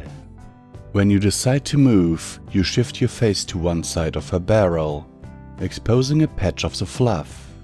Releasing half of your grip on Starlight's midsection, you bring your hand down to play with it. You allow the fur to slip softly between your fingers as you rub up and down, occasionally closing your hand to compress the ample strands. Humming softly, Starlight brings the hoof up slightly to rub the back of your head, and folds her lower body to gently swing one of her hind legs over your hips. The extra contact seems to suit you both, as you simultaneously sigh in comfort. You begin to nuzzle Starlight's chest vertically, allowing your face to rub against her neck as well. She tightens her grip around you. I'm glad we did this. Me too. You agree. And I'm glad you like my new soap. Not just the soap, you bashfully reply, bringing your head down to hum into her fluffy barrel again. Starlight's giggling is interrupted by a shout coming from what you gather is downstairs. Dinner's ready, guys! Spike's voice echoes into the room. Aww, Starlight huffs. I don't want to leave yet. Neither do I, but we should probably go. You let go of Starlight and hop off of her bed. Can we do this again sometime? How about after dinner? She sings, following suit. And if you want, we can play hoofsies under the table during dinner too. I'd like that, you tell her, holding open the door for her. After a moment, you follow her into the hallway. You think Spike made daisy sandwiches again? Probably, Starlight answers, rolling her eyes as she walks with you side by side down the hallway. He's been on a sandwich kick recently. I hope he at least garnished the plates with some rosemary. Snorting, Starlight leans into you affectionately. You're a goofball. And as always, here is comment time with Visual Pony, where I will remind you that you can support Pony and Wolf Productions via the Patreon link down in the description below. We also have a merch store, and there's a one-time PayPal donation link if you do not want either of those. Every dollar helps is needed and very much appreciated, and believe me, in these times right now, it is needed more than ever. Okay, what do I think about the story? Let's get into the meat of it. I love it. I seriously love it. I've had it in my read later list for I don't know how long. I can only tell you it is a long time. A very long time. When was this story written? Let me actually check real quick, because I know I added it shortly after it was written. Oh, in 2019, 7th of October 2019. Okay. Yeah, okay. So, yeah, and the thing is, I listened to this read by a TTS because I have gone over to at least previewing stories by listening to them via a TTS. And I'm like, okay, this story is amazing. You have to read it. And here it is. I hope you enjoyed it just as much as I do. And the thing is, personally, I think, yes, sure, Fart Equestria is nice and all, but especially in times like these right now, I think we need stories that are a little bit more wholesome. And fluff is just, I like cuddling. Enough said. Sincerely, Visual Pony, and I'm signing off. Luna Takes a Shower by Little Angel Stocking. Celestia, where's my bath? A frustrated Luna trotted into her sister's bedchambers. What? Celestia was standing in front of her desk, a quill levitating in front of her. Our bedchambers, Luna said. It doesn't have a bath. Celestia sighed and set the quill down, turning to her younger sister, whose mane still had yet to regain its magical, starry texture. Luna, when this castle was built, no pony knew about you. They're still in the process of building your room, are they not? They are, Luna said. Then they probably just haven't gotten around to finishing the bathroom yet. Here, you can use mine. Luna relaxed a bit, smiling. Thanks, sister. She followed Celestia into her personal bathroom and looked around. Luna gave it a good, long look. Celestia, you don't have a bath. Celestia stared for a second, then her eyes widened. Oh, I see now. She laughed. Lulu, this is a shower. She motioned towards the large glass panel hiding a part of the bathroom. Shower? Luna peeked in curiously, seeing the silver nozzle in the upper wall, and shelves built in to hold various shampoos and other soaps. It works the same as a bath, Celestia stated. Only instead of sitting in the water sort of, showers you. Oh, I see, Luna replied. So that is what they are currently building in mine. I may use yours? Of course, Celestia smiled. Tja, wait, how do I turn it on? The same way you turn a bath on. Just twist these levers here, see? Luna nodded and smiled at her sister. Celestia smiled back. Well, have fun. I have business to attend to. Luna nodded and watched her go, gently shutting the door behind her. The lunar alicorn turned towards the shower and eyed it for a long time. She used her magic to turn one of the levers, and jumped back when the water turned on, spraying the ground and disappearing down the drain. She slowly extended a hoof under the water and jumped back again. Too cold! Once again, using her magic, she turned the other lever, waited a bit, and once again put forth a hoof. Content with the temperature, she removed her crown, chest plate, and slippers. Then she stepped in. Bathing after 1,000 years is nice. She smiled to herself and lowered her head, spreading her wings and allowing the water to spray her back. It felt strange. She couldn't remember ever experiencing anything like this. Almost like a waterfall, except instead of one big spray of water, it was dozens of little ones. She waited for herself to get comfortable before she levitated over some of Celestia's shampoo and squirted it onto her mane, and thoroughly rubbed it on before putting her head back under the spray to be rinsed. She noticed the water heating up slowly and turned one of the dials just a bit, not even really sure what she was doing exactly. She instantly regretted it when the spray sped up, actually causing her to slide back a little, and then was bombarded with a spray of water hotter than the hottest fires in Tartarus. The alicorn squealed, trying to escape, and slipped, falling on her side. Ouch! A cursed shower! To the sun with you! She cursed and tried to get to her hooves, only to slide back as the hot water continued its relentless attack. Finally, using her unicorn magic, she moved the nozzle to point in a different direction, and it sprayed all over Celestia's bathroom. No! Luna cried, brought it back, and sputtered as it sprayed her face. She jerked away, finally managing to get back to her hoofs and pressed it against the nozzle. Hot! She cried again, pulling a hoof back, and the hose jerked again, spraying the bathroom. Luna jumped up and grabbed the nozzle in her teeth, and it broke off, and the bathroom was once again being sprayed. Not by little sprays of water, but by one big surge of steaming hot water.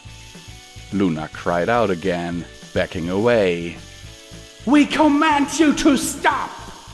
But not even the royal Canterlot voice could stop the shower's attack. She jumped up again and grabbed the hose, yanking it down. The hose wiggled like a living worm. Luna bit down hard, hoping to stop the water. It slowed to a stop, and Luna held on hard. She could feel it filling up.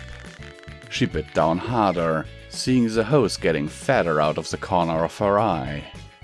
It began to steam, but Luna held hard. A tiny hole opened in it, and a tiny spray of hot water spurted out. And then another, but Luna didn't give up. The entire hose, save for the side that held the nozzle, was bloated and steaming now. Another hole opened and sprayed Luna right in the eye. Hey!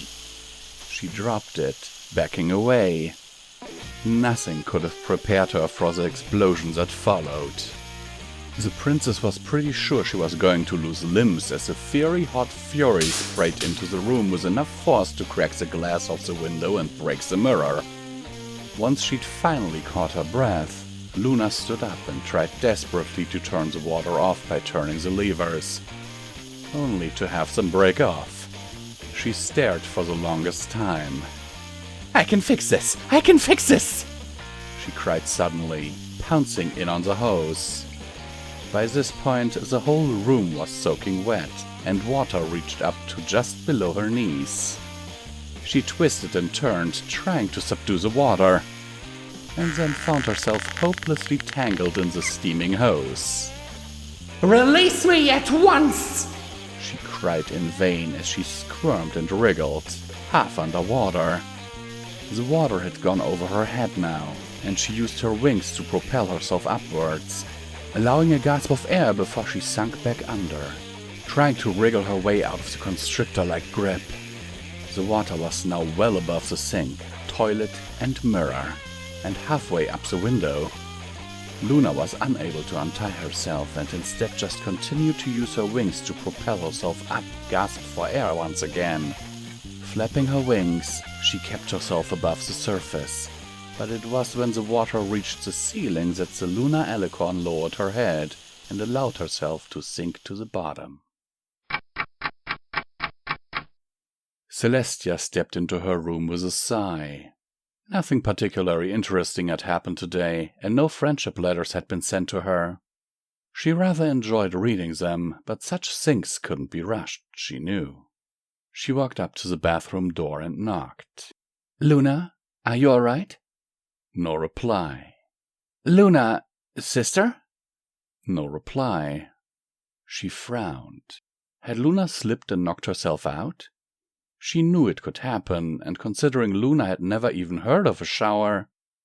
I'm opening the door, she called and enveloped the knob with her magic, backing away and pulled the door open.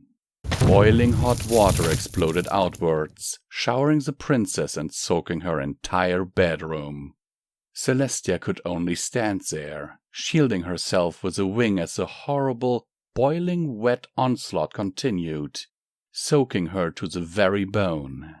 The water slowed down and stopped, soaking her bedroom, leaving the drenched alicorn standing there, wings spread. The heavy water holding the pair of wings down to her hooves, her eyes wide and twitching and mane hanging down. And sitting in the doorway, tangled up in the shower hose, was a soaking wet purple alicorn. She smiled sheepishly up at her sister. We are done showering, Tia. And once again, this is Common Time with Visual Pony, and once again I will remind you that you can support us via the Patreon merch links and one-time donation links down in the description below. Every dollar helps, is needed, and very much appreciated. And now let's get into the meat of the story, because I don't think I can speak this fast for much longer. Okay. So, yeah, I like the story. Plain and simple. This is also one of those that I've had in my read later list for ages. And I mean literal ages. Let's see when it was actually written. 3rd of September 2012. Doesn't surprise me, really. And the author was last seen? Oof, okay, yeah, that author definitely has left the fandom because they were last seen in 2017. Also, recording the story was a little bit harder than I thought. Not because the story in itself is hard, but you might hear a few background noises right now that I'm not constantly stopping, because as I was starting this, literally, my neighbor got a delivery and their dog freaked out. I'm like, okay, let's wait for the dog to settle down. Then kids started to play on the parking lot right in front of my house. And like, seriously, there's I don't have anything against kids. I love kids. But there's this little girl in this group of kids that constantly screams. Like,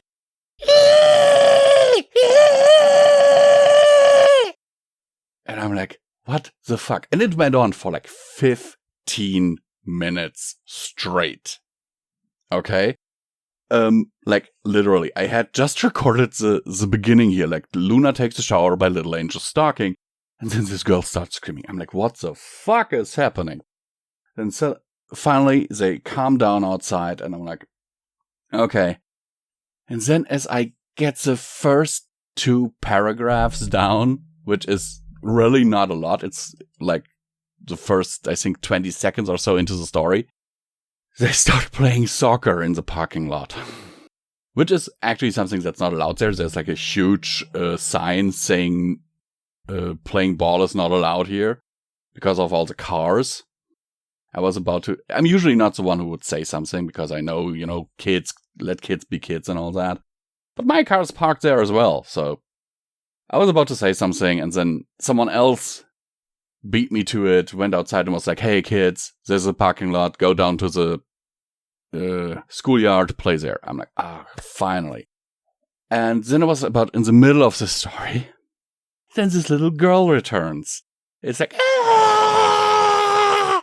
And it's not as if she has, like, as if she's hurt or anything, because I've checked this before. Like, I'm looking outside. Like, I have, like, a view screen in front of my window, like, so no one can look inside. And so I'm going to my kitchen because there's no drapes or anything on the kitchen window. So I look outside and I just see this kid just running in a circle with her arms in the air and screaming. And I'm like, what the fuck is going on? You must imagine I've been recording this at 7 a.m. on a Saturday. So, what the fuck? As I said, I have got nothing against kids. I love kids. I want kids one day. But that was an ordeal. And sorry for this long rant here, but oh my god, I love the story. It's just super funny, and I love you all, and seriously, please, if you can, it would be very, very helpful if you considered supporting. Sincerely, Visual Pony, signing off. Twilight is a Zombie by Michael Hudson. The horror! The horror! Rainbow blinked as she landed on the empty road. While Ponyville could be quiet, it was still in the middle of the day, so for no pony to be there... Hi? Rainbow? A pink, poofy mane came out of one of the nearby bushes, before the whole row rose with the pony. Pinky soon ran over, her hoofs being silent as they moved very little with each step, but were a blur with how fast they moved. What are you doing? The blue Pegasus raised an eyebrow at her now 10-foot wide friend, at least, while in the costume. Well, I was just running an errand for Twilight. Had to go pretty far for it even, and I was looking forward to... She stopped talking as she felt Pinky's hoofs around her neck. Pinky, what are you... Shh! It's okay, you brave mare. Just remember the good times and the pain will be softer. Rainbow turned her eyes to Pinky, being a little creeped out at this point by the soft petting she was receiving. Only one mare was allowed to do something like that, and that was Twilight. What are you talking about? Pinky pushed away slightly from Rainbow, though the bush she wore still brushed against the blue mare's chest. Well, you see, while you were off on your errand, well... Pinky bit into her muzzle as she looked to the ground and pinned her ears. One twitched though, and then sprang back up, and she turned to the side before her eyes opened wide. It's a building! It's a what? Before she could finish, Pinky, as she seemed all too keen to do today, cut her off by pulling the mare backwards. Both crashed against the buildings that Pinky had been hiding against, and Rainbow found herself buried into one of the bushes. She looked to her now troublesome friend and saw that she held a hoof over her mouth. That wasn't going to work though to keep her quiet. Not now at least. That hurt, you know. Not as much as being eaten by your mare friend would. What? Rainbow was developing a headache at this point, and when Pinky pointed away from the bush, it only got worse. Barely plodding along was Twilight. It was admittingly a little hard to tell, as she looked full-on Psychomane with how ratty it was, though Rainbow chuckled at the squirrel that was sleeping in it. Beneath that were the low-hanging eyebrows that normally got Rainbow to shiver, but instead made the blue Pegasus's chest throb from the huge bags hanging from underneath. Wow, she looks like a mess. Pinky shook her head. I wish she merely looked like that. If that was the case, a simple spa party would have been the cure, instead of whatever rarity may find within the Coulthard archives. If she doesn't find one, though. Pinky brought out a long-barreled rifle and brought back the hammer, causing a few pieces of confetti to pop out of it. I'll have to take care of her myself. Rainbow slowly turned to her friend, her jaw hanging wide open at this point. Now, at this point, she was used to most of it. If Pinky needed a seemingly random item, you gave it to her. If you needed something at a moment's notice, no questions asked, she was your go-to mare. Now though, she sounded like this was the end of the world, and all because Twilight looked like shit. What's wrong with you? Pinky turned on a dime at her friend, and a thump could be heard as half the bushes attached to her swung outwards. Can you not see? She turned Rainbow's head towards Twilight as the unicorn slowly brought herself back to her hoofs, having been smacked across the street just a moment earlier. Do you not see the red staining her muzzle? The 100-yard stare? The moan that calls from beyond the grave? I've made this new stealth mode of 20 bushes tied together so that if she ever figured out my disguise, she would more likely hit nothing than I. Rainbow brought the hoof over her face and let out a long groan, the saddlebags on her sides feeling heavier as she tried to comprehend what was going on. First, I thought it was a little weird that there were bushes covering 2 different alleys, and secondly, do you really think Twilight is a zombie? Rainbow blinked a few times before slapping herself with her hoof again. I would love this as a prank, seeing as it seems like you evacuated every pony with this. I did. But you're being way too serious about all of this for that to be the case, right? Pinky shook her head. When it comes to my friends, I am only serious. Serious fun, serious parties, and serious zombie protection. And what if I became a werewolf or something? I would commence planned serious puppy snuggles. Rainbow merely stared at her for that one for what felt like an eternity. She knew she had heard it, no doubt about that. But whether or not she believed it... You know what? I'm gonna go and help my mare friend come back to us. Pinky wanted to move forward, but had jeopardized her position enough, as she now blocked half the road with her costume, as Rainbow left the bushes, but she did still yell, Rainbow, don't do it! To which Rainbow merely rolled her eyes. Coming over to Twilight, she was greeted by a familiar groan, and grinned at her nerd. Come on, no pony but Pinky is around, so feel free to use your blue pillow. She blushed at saying the stupid, tired nickname, but it did get Twilight to start walking towards her. The Pegasus could hear Pinky screaming in the background, but ignored it as her tail swished behind her. She forgot how cute her sleepy princess could be. Twilight surged forward at the last second, and Pinky's eyes widened in horror as she watched Rainbow fall to the ground with her. She rushed over in almost a second, but stopped as she heard Rainbow whispering to Twilight. There we go.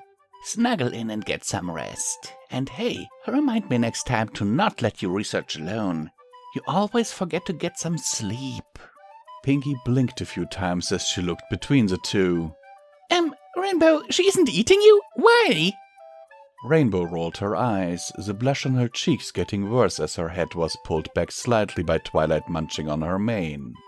Because she's tired. I needed to go get her some stupid plant for her experiment, and I was supposed to be back after a day.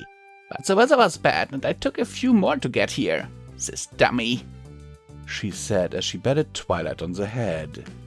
Never looked at a clock while I was gone, probably, and tried running an errand brain dead.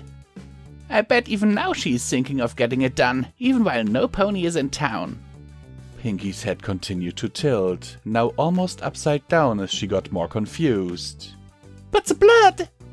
Probably ketchup from the hayburger I got her before I left so she didn't starve or something. Again, she's an idiot while researching without me. Rainbow then smiled as she reached back and gently patted Twilight. Of course, she's my idiot, but that's besides the point. Pinky nodded a few more times before falling over. Rainbow almost stood up at the side, but stopped as she heard the party mare breathe out a long sigh. You okay? I have a lot I need to do now, and I thought I had a lot while trying to do an evacuation in an hour. Pinky groaned as she put her head onto her hoofs. They're gonna be mad.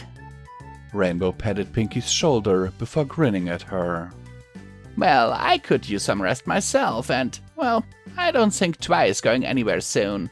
And I don't really want to be seen like this. Just seemingly to emphasize why, Twilight clambered up higher onto Rainbow Dash and began gnawing at more hair as the Pegasus was given a sleepy hug. So, especially with that groan of yours, I wanna copy this zombie and sleep like the dead. Pinky giggled, but instead of snuggling against the other two mares, jumped back into her bushes to fall asleep.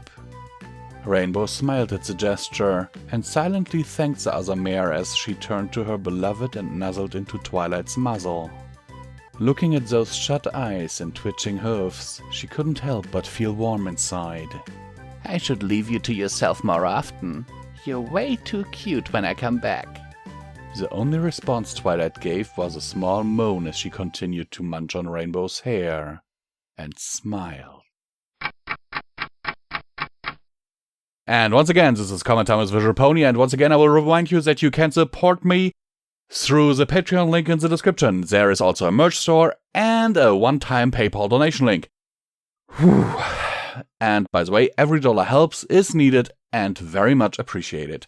And now let's get into the meat of the story. Okay, out of all the stories that I have recorded over the last few hours, this is the only one I have not previewed with listening to it with my TTS. The thing is, I looked at the cover art for this story. I was like, Twilight is a zombie? And then I saw the cover art with Twilight literally nomming on Rainbow's head. And then I saw the tags like with romance, comedy and everything. And I just went with it. But this has also been in my read later lists for ages. It has been written in 2016 and Michael Hudson did a really good job on this. He even seems to still be active on FimFiction, so give him some love, because as I see, he has last been active on the 21st of May this year, as of the recording of this story. Or does he? Oh my god. Okay, he has a link to his Amazon page in his profile. Oh god, okay. Yeah, that is a bit more spicy than this was. This is definitely not romance. That would fall into another category. Okay, Mr. Hudson. But with Twilight is a Zombie, you definitely made me laugh. And it warmed my heart. I like it. I wanted to narrate it for quite a while, actually. As I said before, but, you know, it's how it is. It's always a bit hard to do things like this.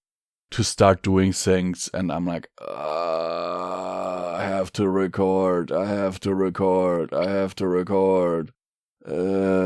then I turn into a zombie. Anyhow, guys, hope you enjoyed this one. I certainly did. And don't forget those links down in the description. And the Laser Pointer by Sir Ninja. Catch that dot! Note: here's a simple one-off story that I thought of a week ago and have been dying to put into words. Sunshine basked the towers of Canterlot Castle, bringing in the afternoon from the sunny morning. Guards and workers walked throughout the castle, performing their daily tasks of housekeeping or keeping guard of secure areas. It was another typical day, and the princes had left their thrones to wander around the castle. A Pegasus guard stood near the empty throne, letting out a slight yawn as his belly rumbled. He peered past the podium and saw a unicorn guard standing by. He cleared his throat and got the unicorn's attention. "Listen, I'm gonna get some coffee. Do you want something?"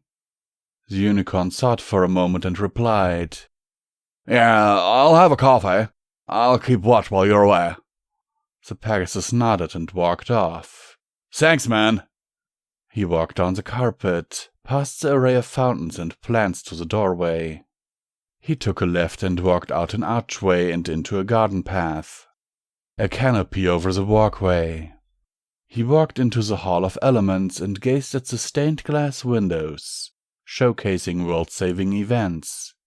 He walked down the path and took another left, and passed a room, catching a glimpse of Princess Celestia leaning down, wiggling her rump in the air. With a double take, he walked backwards to the room and walked inside. He stood beside Princess Celestia, who had lowered into a pouncing position and stared at the floor. The guard looked back at her, becoming slightly confused. Excuse me, Princess? The princess shushed him, crawling very slowly to the wall in front of her, still in her pouncing position.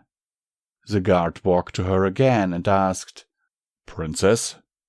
She looked at him curiously, as if she wanted to continue her search. The guard stared at her confusion, looking at the wall. What are you doing exactly?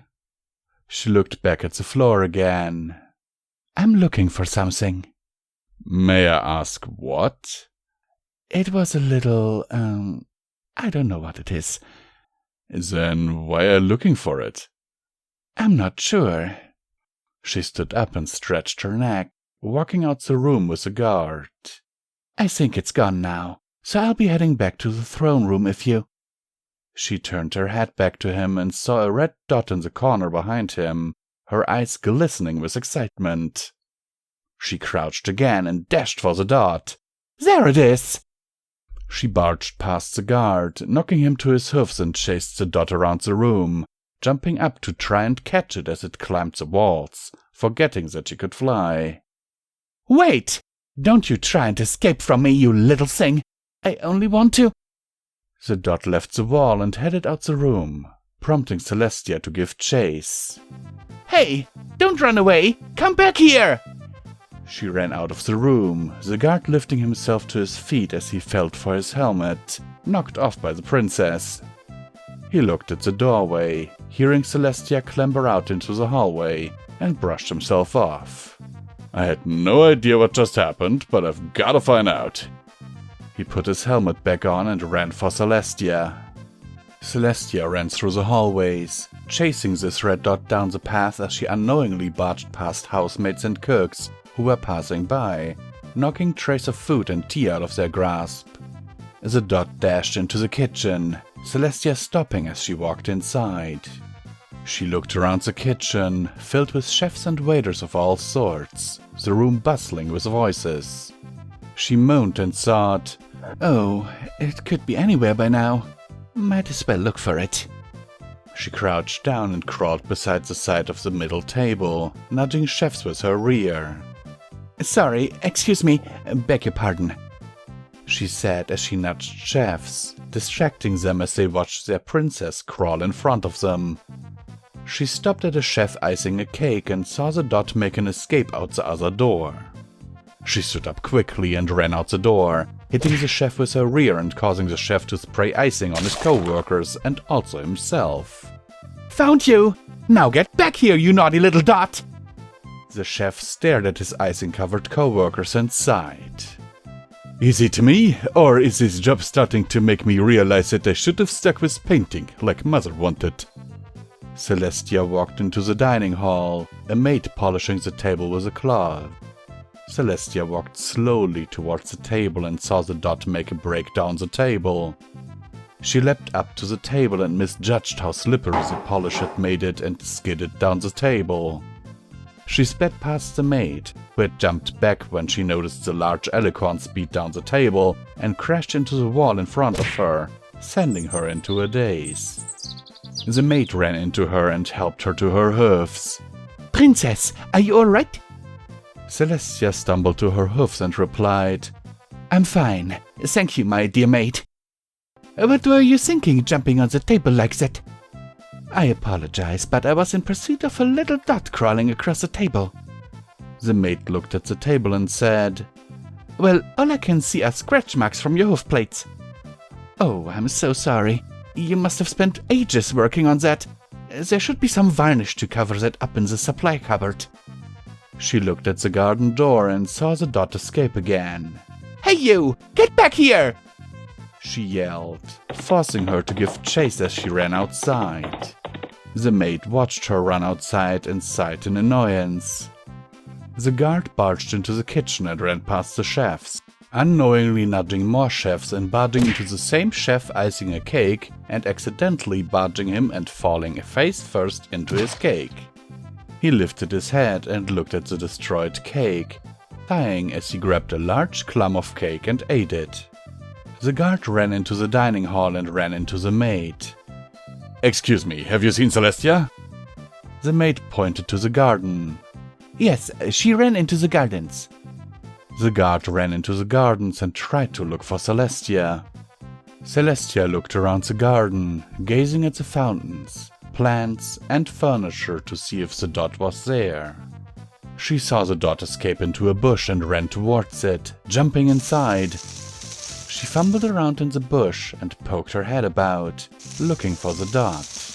She found the dot again as it scattered down the grassy path as Celestia hopped out of the bush, running after it. A gardener stood in front of the hedge maze entrance, using magic to trim a shape of the princess from one of the hedges. He was busy working when he saw the dot in front of him. While looking at it, he heard a battle cry as he turned to see her princess leap at him, causing him to scream in terror. The two collided into each other as they tumbled to the ground. The gardener shook his head and stood up, helping the princess to her hooves. He looked at the hedge model of the princess and yelled in horror as she saw it was headless. The princess looked at the hedge and gasped in shock. Oh, goodness! I'm so sorry! I didn't mean to do that! The gardener looked at her and replied, "It took me 9 hours to finish that, and now look at it." He sat on the grass, starting to cry after losing his work. The princess looked at him with guilt and leaned down to him, giving him a hug. He nodded and replied, "Thank you. I think I can try again." Celestia saw the dot zip past and crouched to chase again. Oh, there's no need to thank me. I'm always here to help those in need. She dashed off again, leaving the gardener satisfied after her nice gesture. Celestia stopped by the ponds as she looked around the ponds and fountains. She walked down the path to the large canterlot fountain with 2 statues of Celestia and Luna adorning the end of the fountain. She looked down and saw the dot at the fountain floor about 15 feet away. Aha! You may hide down there, but I will get you! She said as she removed her crown, taking a breath before she jumped in. Not before 2 guards saw her dive into the fountain and watch in bewilderment. Celestia swam to the bottom of the fountain, feeling the freezing cold water brush against her body as her mane glowed in the dark waters. She swam for the dot as it made another dash, air trailing from her mouth. It dashed behind her as she pushed off the wall, kicking for the dot as it circled her, the princess batting it with her hooves as the dot climbed out of the fountain. She swam for the surface and took in a breath, shaking her mane of water and climbed out the fountain, chasing the dot again as she picked up her crown.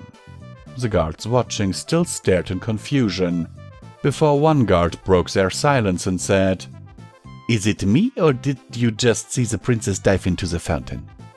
The other guard, his gaze unyielding as he replied, "It's not hot today, is it?" It's about 70 degrees today, I think. Then what made her swim in the fountain? Doesn't she already have a swimming pool? She's probably on her period. The second guard stared at him and said, "You've never slept with someone, have you?" The first guard hung his head. No, I haven't. Celestia dashed down the grass path and found the dot backed up against the wall. She crouched into a pounce position again, smiling wickedly. So it ends here, my friend. Now, who are you? The dot suddenly made a dash for her hooves as she tried to bat it away, only for it to disappear under her hoof. She looked at her hoof and lifted it as the dot laid motionless, apparently dead. Oh no, I killed it. I didn't mean to. She gasped sadly as she watched the dot fade away into nothingness.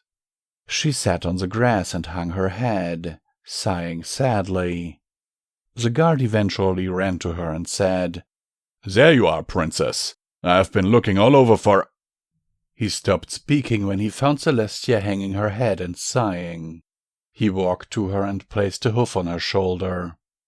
She looked at him and said, "I didn't mean to kill it. Just ran under my hoof and I crushed it." The guard patted her shoulder and helped her up. "It'll be all right. Whatever it was just confused, and what you did was an accident. Now, how about we head back and get some coffee?" Celestia nodded and walked back with him. "Sounds fair." As the two walked off, a small laser pointer was being hung over the perch of a rooftop by some dark purple magic.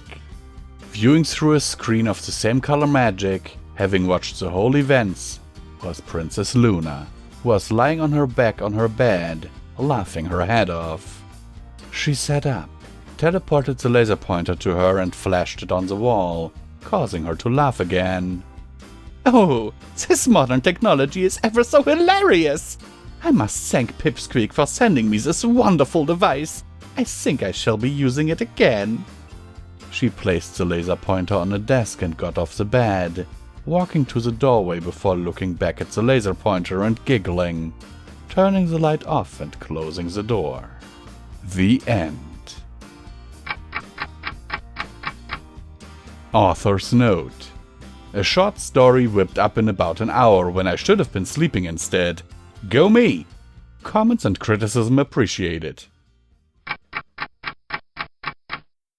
Hello and welcome back to Comment Time with Visual Pony. And once again I will remind you that you can support Pony and Wolf Productions through the Patreon links down in the description. There is also a merch store, or if you do not want any of that, there is a one-time PayPal donation link. Every dollar helps, is needed, and very much appreciated. And now let me get into the meat of the story, because I don't think I can speak for much longer this fast. Because, damn it, I'm not Pinkie Pie. Okay, let's get into this. So, I actually listened to this with my TTS, but holy shit. I mean, I love it. I saw the artwork for this story, which is literally Princess Celestia in a pouncing position with her ass in the air. So, if I look at it closer now, it might be something else that she's doing, because she's blushing like hell in this picture. However, it's like, just imagine Celestia chasing a laser pointer like a cat. Also, sadly, I would love to leave some criticism for this author, because the idea for the story was amazing, but how it was written, holy shit. I mean, she jumps onto the table, skids down the table, stuff like that. This looked more like a rough draft, something that should have been ironed out a little bit more, but then again, cut this author a little bit of slack, because as he says in his author's notes, it was written in about an hour when he should have been sleeping. But, yeah, also this author says himself, in his bio, "Coming back on the roundabout, I'm the guy who specializes in spike stories." Okay. Sadly, this, as I said, I would have loved to give this author some feedback, but there is, I think, no way that will happen, because this author has last been seen on the 21st of July, 2016, so 5 years ago. So, I think it's pretty safe to assume that they will not be returning to the fandom, at least not as an author. Maybe with G5, but I doubt it. Anyhow, I loved it. Let me know what you thought about it in the comments down below. Yeah. All I can say is, good job, Sir Ninja. Good job. A little bit more refining to do here. On your writing style, I have a feeling that English is not your first language. It's not mine either. But, yeah. There's a bit of potential here. And this is me, Visual Pony, signing off.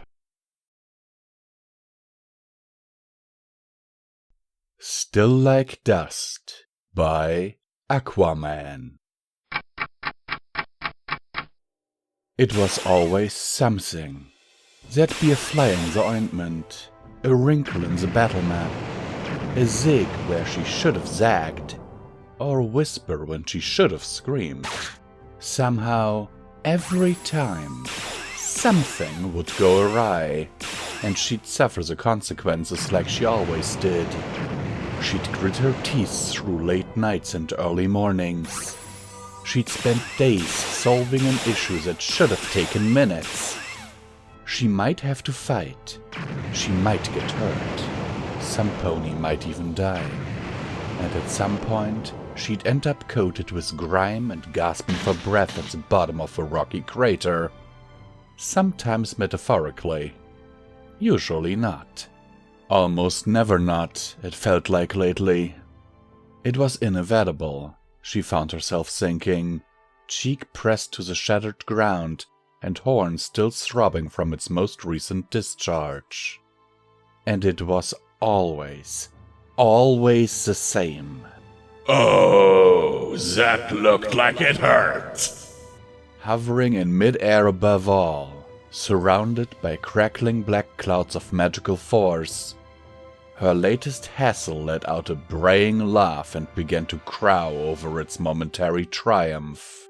In the distance, restrained but unsilenced by the translucent wall of energy, her friends and subjects chanted for her to get up. Keep fighting! You can do it, Princess Twilight! They knew she wouldn't let them down. That she couldn't!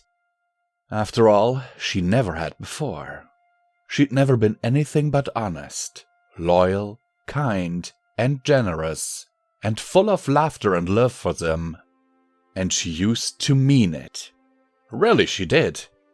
She used to get up every morning, unfazed by the challenges of the day, ready to give each one her all until, relentlessly, repetitively, she found a way to overcome it.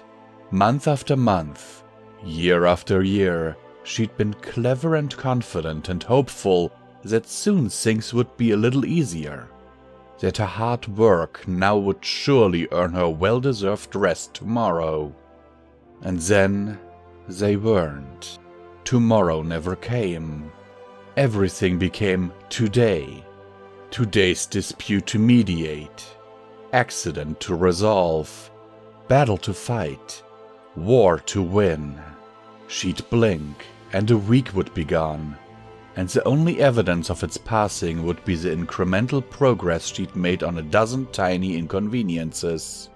She'd go to bed restless and wake up exhausted, and each time she brought up the sun, it took a fractional moment longer. Consumed an infinitesimally greater amount of energy to manage. And still, she'd never stopped trying, never stopped fighting for what was right, and what was necessary, and what the ponies of Equestria deserved. But stars, sun and moon, gods old and long since dead, she'd never felt so tired. Given up? Her foe sneered, punctuating its taunt with a hair-raising clap of thunder. I'm not surprised. You ponies are so weak. One taste of true fear and you wilt like the delicate flowers you are. Tarek Scipius. That was the thing's mouthful of a name. It was a spirit more than a millennium old, manifested from the instinctual urge to panic that kept the tribal herds safe from predators in ancient times. Celestia had sealed it away centuries ago in a long-forgotten crypt. 4 days ago, thanks to decaying magic and generations of institutional neglect, it had escaped. And if only Twilight had spent all those days chasing this unholy abomination around the realm, trying to remedy yet another of her old retired mentor's mistakes. But no. The relief of victory would come tomorrow, and it was always today. And today there was a municipal budget meeting, and a prairie fire was threatening Appaloosa's summer harvest, and Rarity's apprentice had his first fashion show, and he'd be thrilled if the princess had time to stop by. That was what she had to look forward to once she eventually won. More obligations, more fights, more bumps and bruises that came with both, and most of them relics of an era she wasn't even alive for, caused by long-dead ponies who knew they'd never have to deal with the messes they left for her. Oh, what's the matter? Are your legs turning to jelly? Am I getting to you? You don't have to say it. I can tell. It's delicious. But then again, she found herself wandering, muscles aching and thoughts mired in a fog that she could no longer remember being without. What if she didn't win? What if she retired too? What if today was finally allowed to end? That was inevitable too, really. Like Celestia's retirement, their prearranged way of keeping the secret that gods could actually die, it would cause too much trouble if they told every pony the truth, Celestia believed. Ponies would question whether anything they believed was true. They wouldn't eat or sleep or become friends with each other. They would fall into despair. They would panic. Great plan, Celestia, just like all of your other ones. Just like every other time you maintained the status quo and made sure every pony was happy, ignoring all the problems you were too cowardly or incompetent to fix, and trusting that someone else would handle them at some point after you croaked. And now, every day, that someone was her. And there was always something new. Don't listen to it, Twilight! Some pony shouted, buoyed by encouragements from their gaslit companions. You can beat it! Yeah, obviously. She could have beaten it days ago if she'd had the time or energy to spare. But now she had neither. And she hadn't for a while, and every time she set her jaw and squeezed some out of some unknowable, ever-shrieking place inside her, what did she get for it? A hug from her friends? A ticker tape parade? All that ever did was remind her of how trapped she was. Of how she could never be truly honest with them, or intentionally leave them in a world without her. It would crush them. It would break their hearts.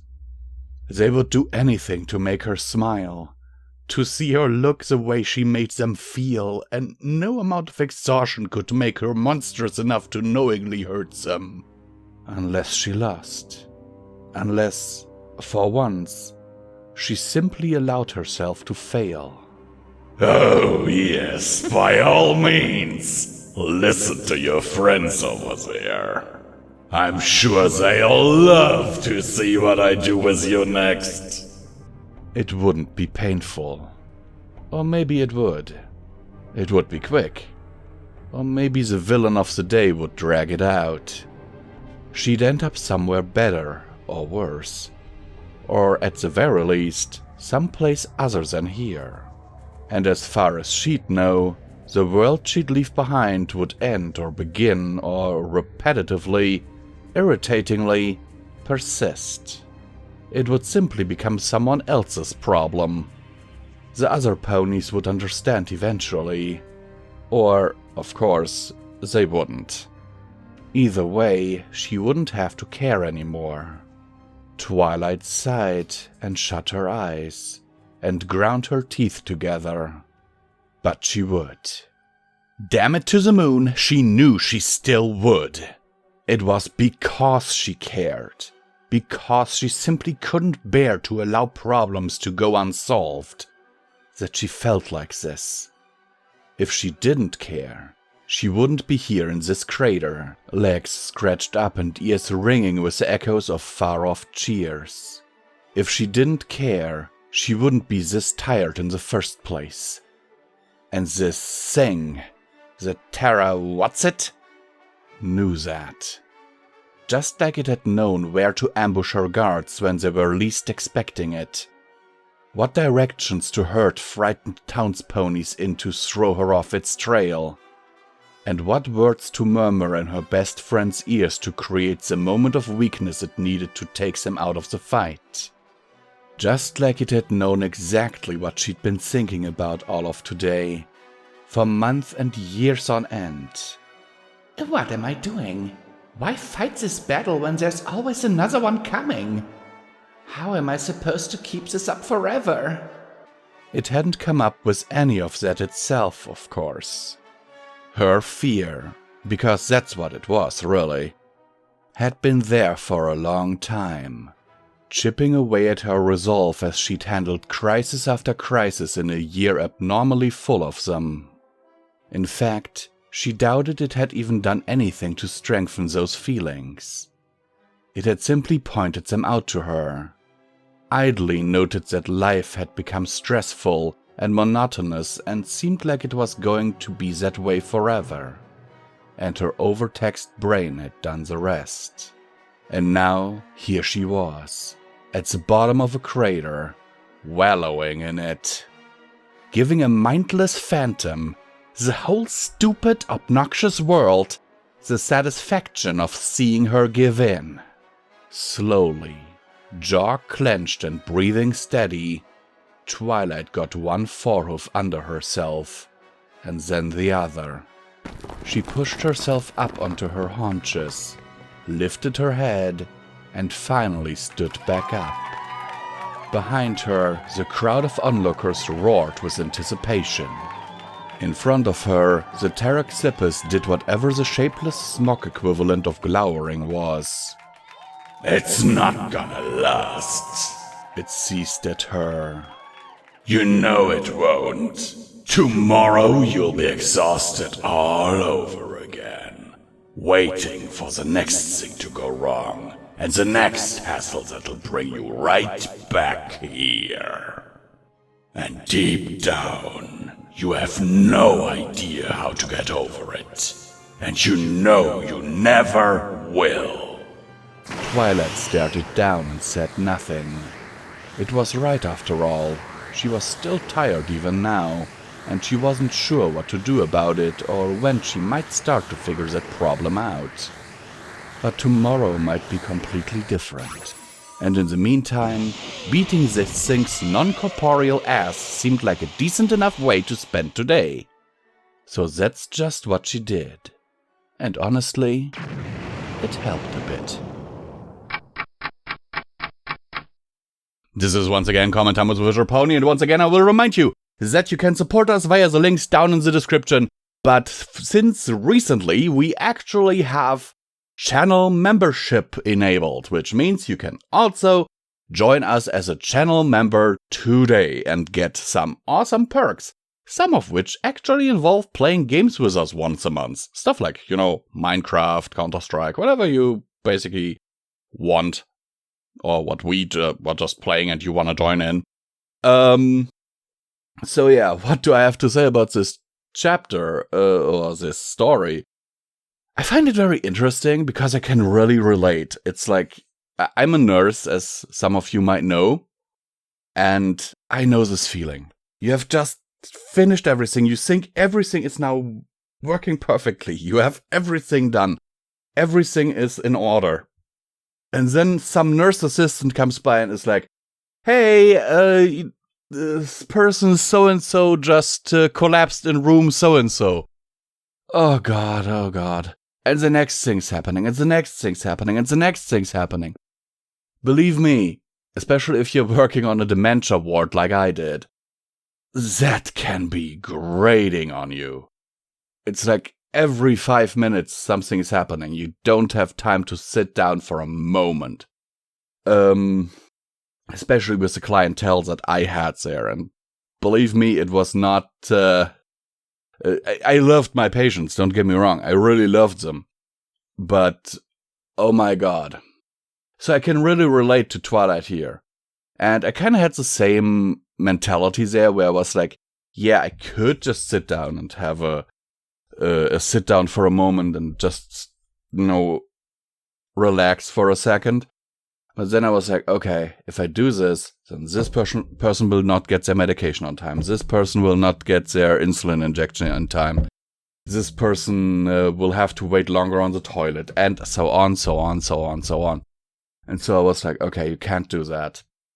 And it was like 8 hours every single day. It came so far that my birthday, any kind of holiday or whatever, it's not special to me anymore. Because for me, it's just another work day. And that sucks, you know. But I help people. So, yeah. Anyhow, this was Common Thomas Visual Pony. Don't forget, we have now channel membership down in there's this big red button down under the video. Check it out. You get perks for it. You can see videos earlier. You can play games with us. And yeah. So consider it, please. Also, there are still our Patreon links. Don't forget those. Also our merch store. And with this, I will now sign off and stop rambling here. Toodaloo! Pinky Can't Find the Cover Art by Zoshi. The Fourth Wall Stole It. Twilight! Twilight! Pinky screamed as she cartwheeled into Twilight's castle, dodging every cake in the way. Why is there cake? Because with Pinky, there's always cake. But right now, there's no time for cake. Pinky, what's wrong? Twilight jumped up from her cheese throne. It's a Gouda seed. The biggest, most stupendous and biggest, baddest thing that could ever happen to us has happened! Pinky pressed her face against Twilight so hard that her crown jumped off her head, and after tipping its hat, decided to go for a late brunch. Well, out with it, Pinky. I don't have all day. Spike will be done mowing the candy canes any time now, and I'm out of chocolate. The cover art's missing! Pinky screamed so loud that 2 of the books in the library across the hall decided they had better places to be and flew out the window. Twilight looked at Mad Pink Terror with a look that could scare a chinchilla into guacamole. Pinky, what cover art? What are you talking about? Pinky's mane deflated so hard it punched a hole through the floor. You don't know what I'm talking about? She cried tears that bounced off the floor and rolled into a golf course for a hole-in-one. Oh, wait! She exclaimed, her mane bouncing back so fast that the whiplash from it caused a small black hole to go on holiday. I bet Applejack knows where it went! Pinky flew out of the castle so fast that the door exploded into s'mores, that she then rode down the road to around the corner. There she found Applejack bucking oranges into trees. Applejack, the cover art's missing! Well, of course it's missing. Applejack took off her hat to fan herself before another fruit joke appeared. Darn tootin'. We chased it off of our land before it had a chance to go a-kicking more chicken. Pinky stared anvils at the freckled farmer. Where did it go? I think it went down to Fluttershy's cottage. She gestured down the way she came as she put her hat back on in an epic, breakdancing fashion. Pinky flipped down the road to Fluttershy's, sparing no salmon as she did so. She got there just as Angel Bunny was pulling her out of a hat. Fluttershy! She shouted so loud that Angel hiccuped into a frog. In the name of all things Admiral Lipman, do you know where the cover art went? Fluttershy looked at her from behind her mane like a cat that needed additional pylons. Sorry, Pinky. I don't think I have one you can adopt here. Did you check with Rarity? Maybe she has one on her new line. That's brilliant! Declared Pinky, happier than the time she taught Gummy how to tap dance. I'll check with her right away! Stop by any time, said Fluttershy as she looked back to the frog. Now, where were we? Pinky twirled her way into Rarity's boutique. Rarity! She tried to catch her breath before it ran away. Cover art, do you have? No, dear, I can't say I do, she said as she flourished her green hair. But while you're here, what do you think of my new line? She gestured to all the ponykins behind her, all of them garbed in full brown. I call it accents. I will take the next season by storm. Pinky stormed out like a wave of chocolate rain. The only friend she hadn't checked with was Rainbow Dash. She must have stolen the cover art.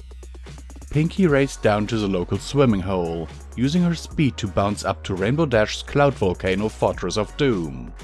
She slid down the chili pepper slide to find the back of a gingerbread chair with a rainbow mane spilling over the top of it.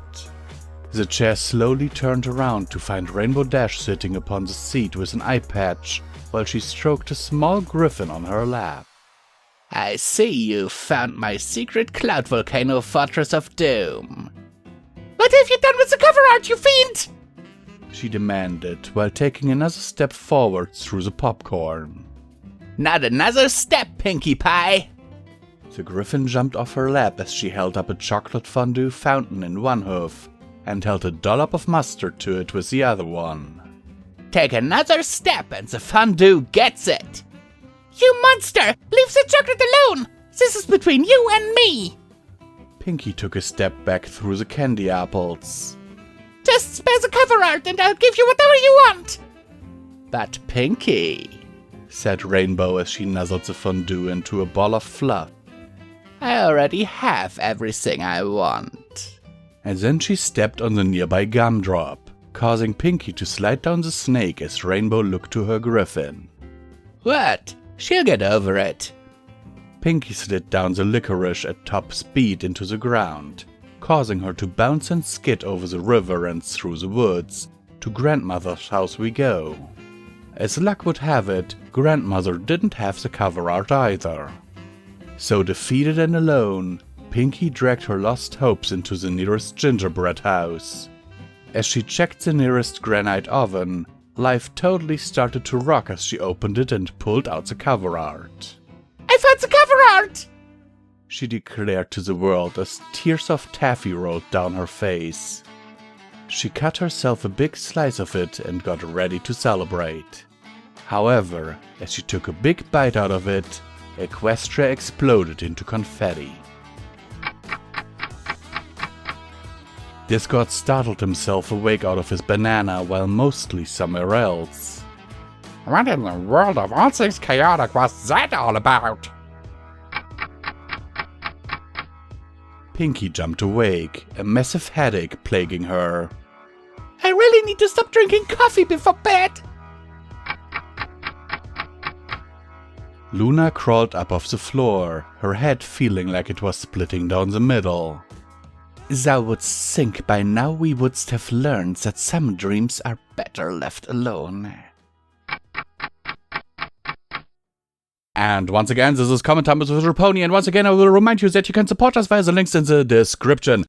Every dollar helps is needed and very much appreciated, and since recently you can actually become a channel member, get videos early, play games with us, and have fun generally by supporting the channel and getting something in return. And now, let's get into the story.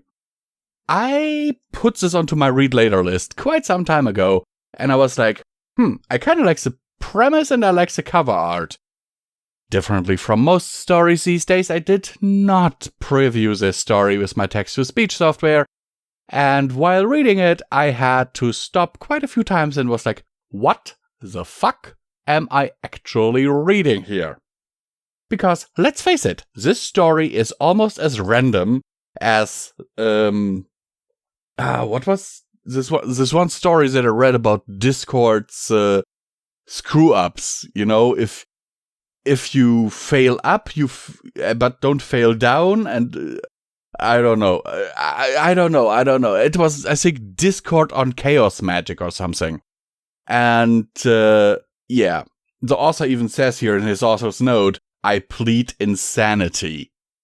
I can totally believe that. I can 100% believe that. And with that, I leave you to it and hope that your brain does not hurt like mine does right now.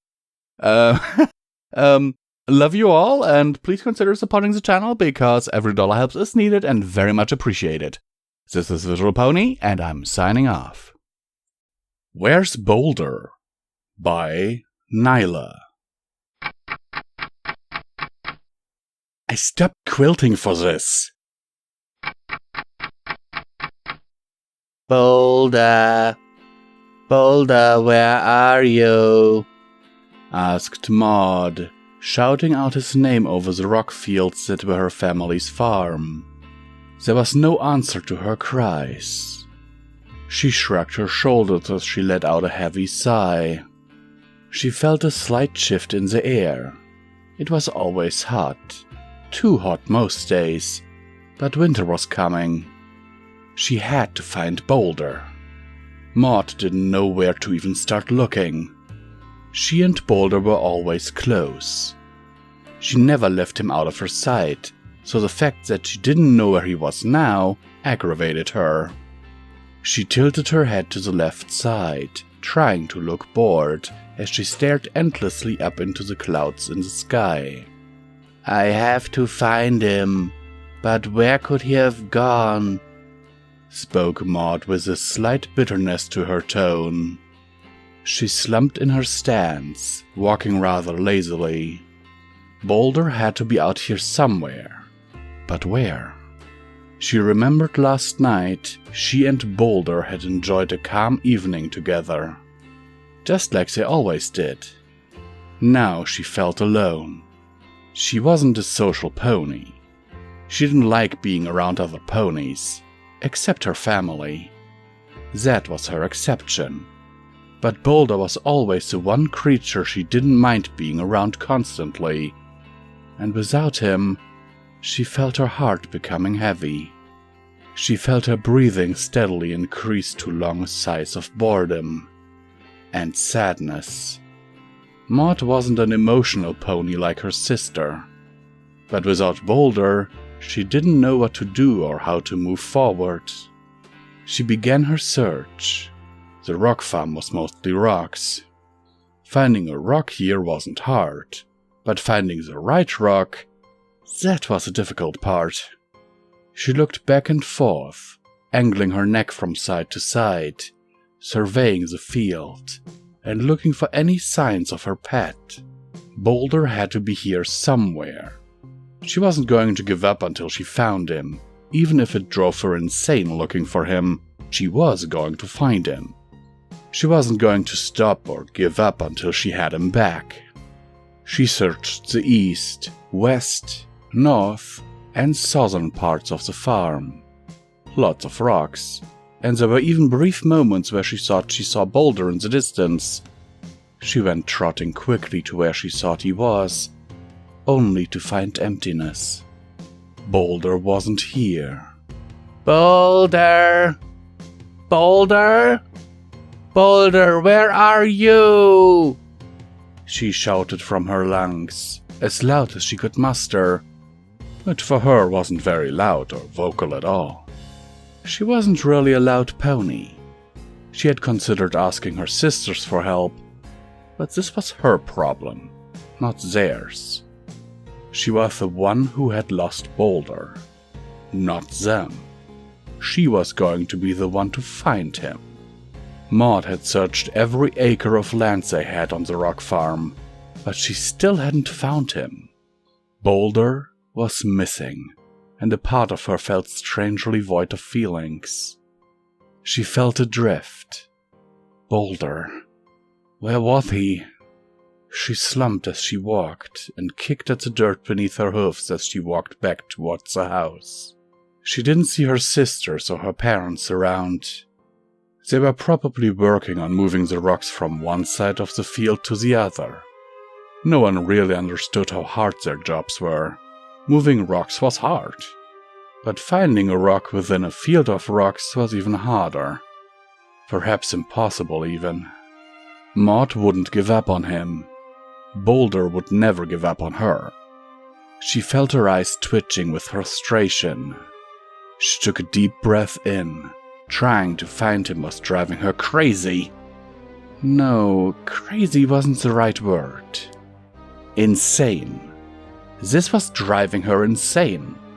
She recalled when Pinkie Pie went insane with the thought of no pony coming to her parties.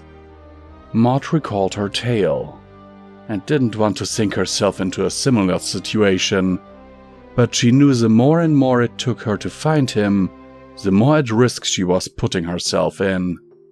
She had to find Boulder. He had to be here somewhere. But how does one pony find a rock within a field of nothing but rocks? Maud sulked as she reached into her pocket. Was it possible she had simply forgotten he was there? She reached into her coat pocket and felt for her friend, and felt a lump within her pocket. She pulled it out, and sure enough, where Boulder was there in her hoofs. Boulder, why didn't you tell me you were in my pockets this entire time? I almost went insane trying to find you. She scolded the rock, giving him a stern stare down. Boulder said nothing. The rock just laid there within her hoofs. It didn't even move or wriggle from her grip. He was just a rock after all. Oh, Boulder, I'm so glad to have you back.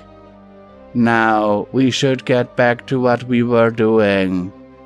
Moving rocks, spoke Maud, as she pulled Boulder close to her and nuzzled him affectionately, before putting him back in her pocket, safe and sound. Maud slowly made her way back to the southern field of rocks. She could see her sister Limestone angrily pushing at a big rock and rolling it towards the west field. She went over towards her to assist her. Maud felt strangely content. Boulder was safely within her pocket, where he belonged, and she didn't need to worry for him anymore.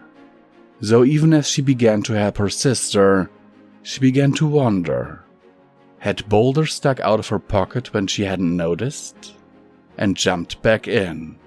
Surely he would at least have told her if he was going somewhere. But the rock was quiet. As quiet as the wind was today. It was always hot on the rock farm, and even as the winter months were approaching, some things never changed. And if there was one thing Maud knew, her connection with her pet rock was what kept her steady and not crazy. She wasn't insane. She wasn't going to turn into anything other than who she was. She was Maud. Okay, hello and welcome every ponies. This is once again Common Thomas Visual Pony, and here I will remind you that you can support us through the links in the description. Every dollar helps, is needed, and very much appreciated. And do not forget that we also have the channel membership enabled, with which you can definitely help us out if you help us a little bit monetarily, because, you know, times are tough. Anyhow, let's get into the story. Oh goodness, I have never tried to voice Maud before, I think. Seriously, I think this is the very first frickin' time that I've tried to voice Maud.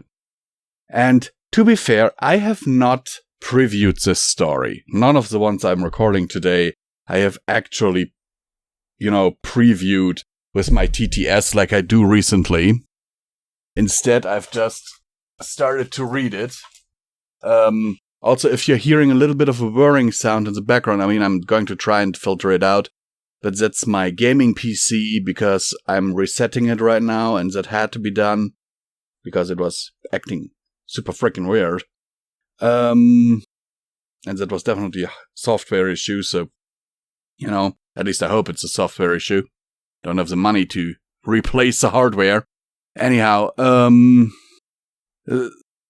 I found this story a little bit weird. I saw the cover art where it's just Maud looking around in the rock field, and I was like, this looks interesting.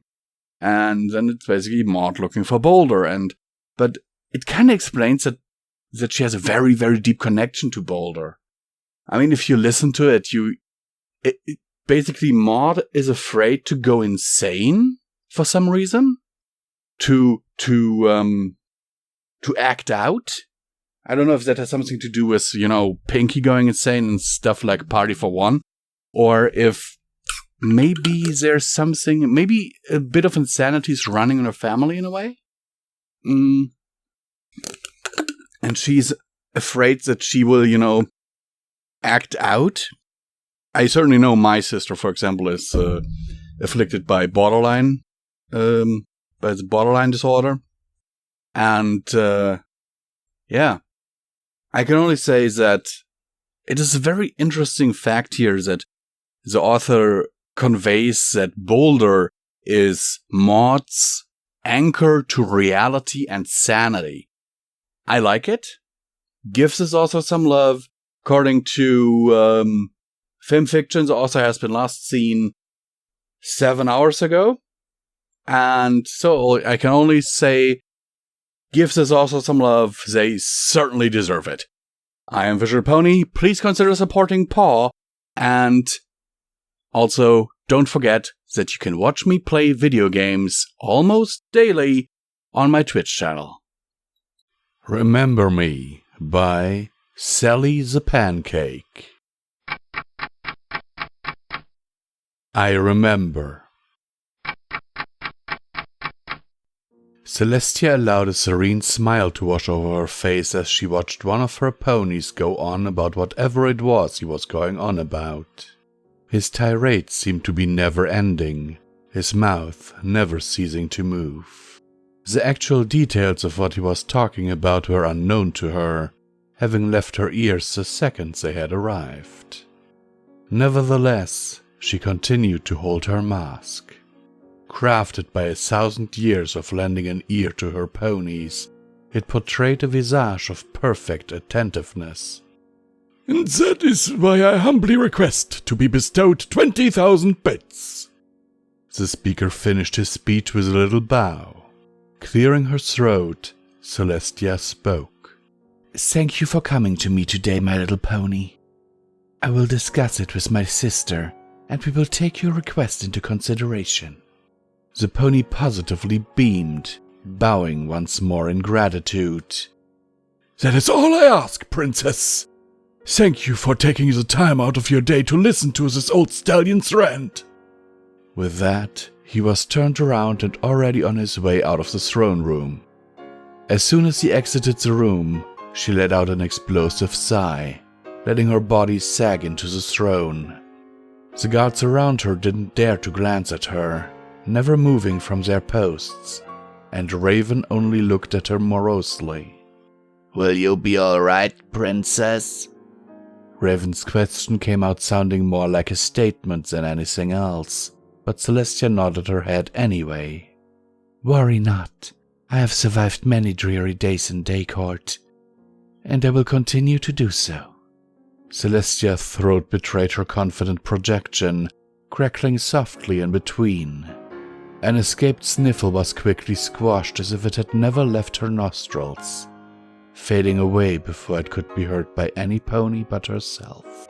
Raven eyed her, disbelief practically spilling out of her, but she made no comment.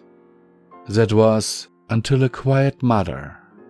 I think, speaking as a close friend, you would benefit from taking the rest of the day off. Celestia's ears perked. She knew her friend and advisor was right, that she should take the day off, while internally her heart begged to have the rest of the day to herself, simply to cry in her bed or sleep deeply. Her mind knew that the right thing today was to stay. It was what he would have wanted her to do. Raven, you know I can't... Celestia. Raven interrupted her, a pointed look on her face. I believe, speaking as a close friend, that you would benefit greatly by taking the rest of the day off. Celestia ruffled her wings and swallowed, the thick wad of spit and mucus accumulating in her throat being banished back from whence it came. Raven's tone left no room for argument. She was going to take the day off, whether she wanted to or not. Then I will be retiring to my chambers. Should an emergency make itself known, you know where to find me, Celestia announced thickly. Hastily she scrambled off of the throne, eager to lock herself within the confines of her room. Catching a comforting smile from Raven on her way out of the throne room, she made her way through the large hallways, en route to her chambers. Nodding to her guards once she arrived, she immediately let lethargy's raging first nail in her gut. And to think I almost made it to lunchtime without thinking about him, she sobbed, letting out an appalled giggle as she collapsed onto her bed. Her hoofs immediately shot up to assuage her watering eyes. The mask that had been holding itself together since she had left the throne room nearly shattered right there, threatening to unleash the wave of tears and sobbing it held back, but it stayed together, if only barely.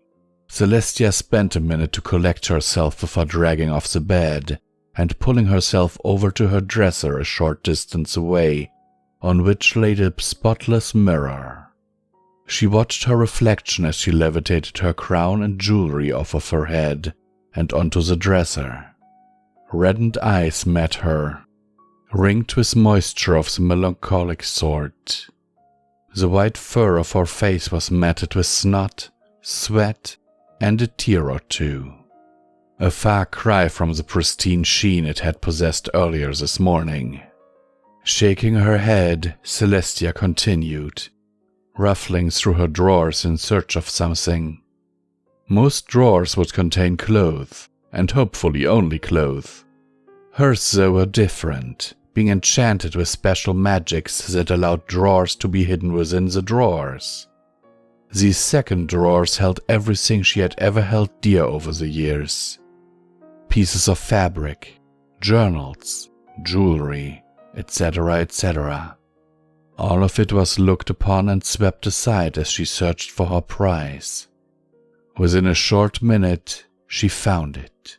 Delicately bringing it up to her face with her magic, Celestia felt her eyes start to water again.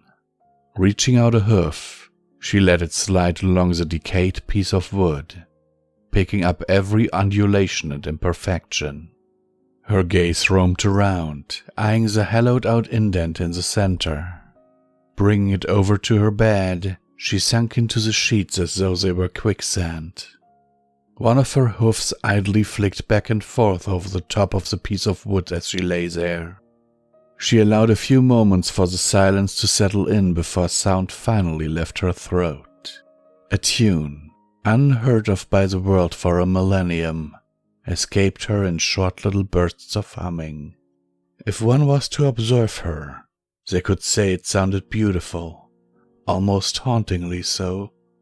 But she heard it differently. Young, cheery, and horribly out of tune. Just how she remembered it. And for a brief moment, she could see. She watched as they gallivanted about the sunshine-filled clearing, him sitting atop her back, fiddling with his ukulele. A smile permanently etched onto their faces as they sang their hearts out. She knew he would have wanted her to move on, to forget about him. But she couldn't, and so she cried and cried and cried. But she also could hear his whisper within her ear that told her to cry was to remember, and to cry and smile at the same time was to move on. Celestia felt a smile crease her cheeks, even as a lone tear crept silently down her face.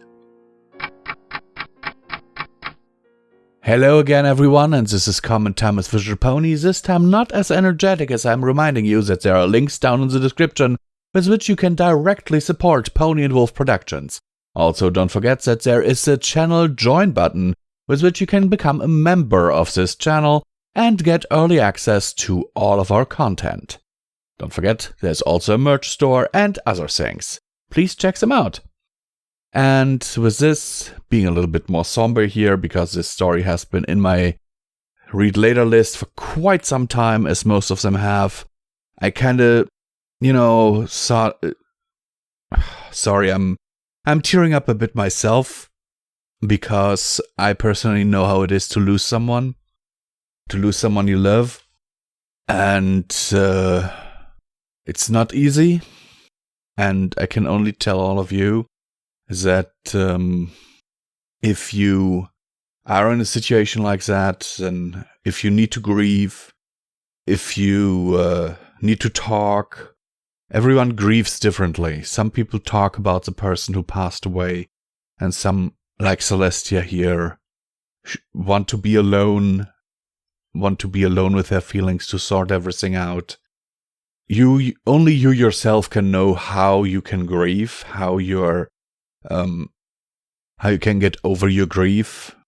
But know that if you cry about something like this, even years after, it is not a sign of weakness or that you haven't processed it correctly, at least not in my opinion. It is simply that losing someone is a wound that never fully heals. It is a scar on your soul, and sometimes scars hurt. And with this, I give all of you the biggest, greatest group hug ever, and hope that you are all happy.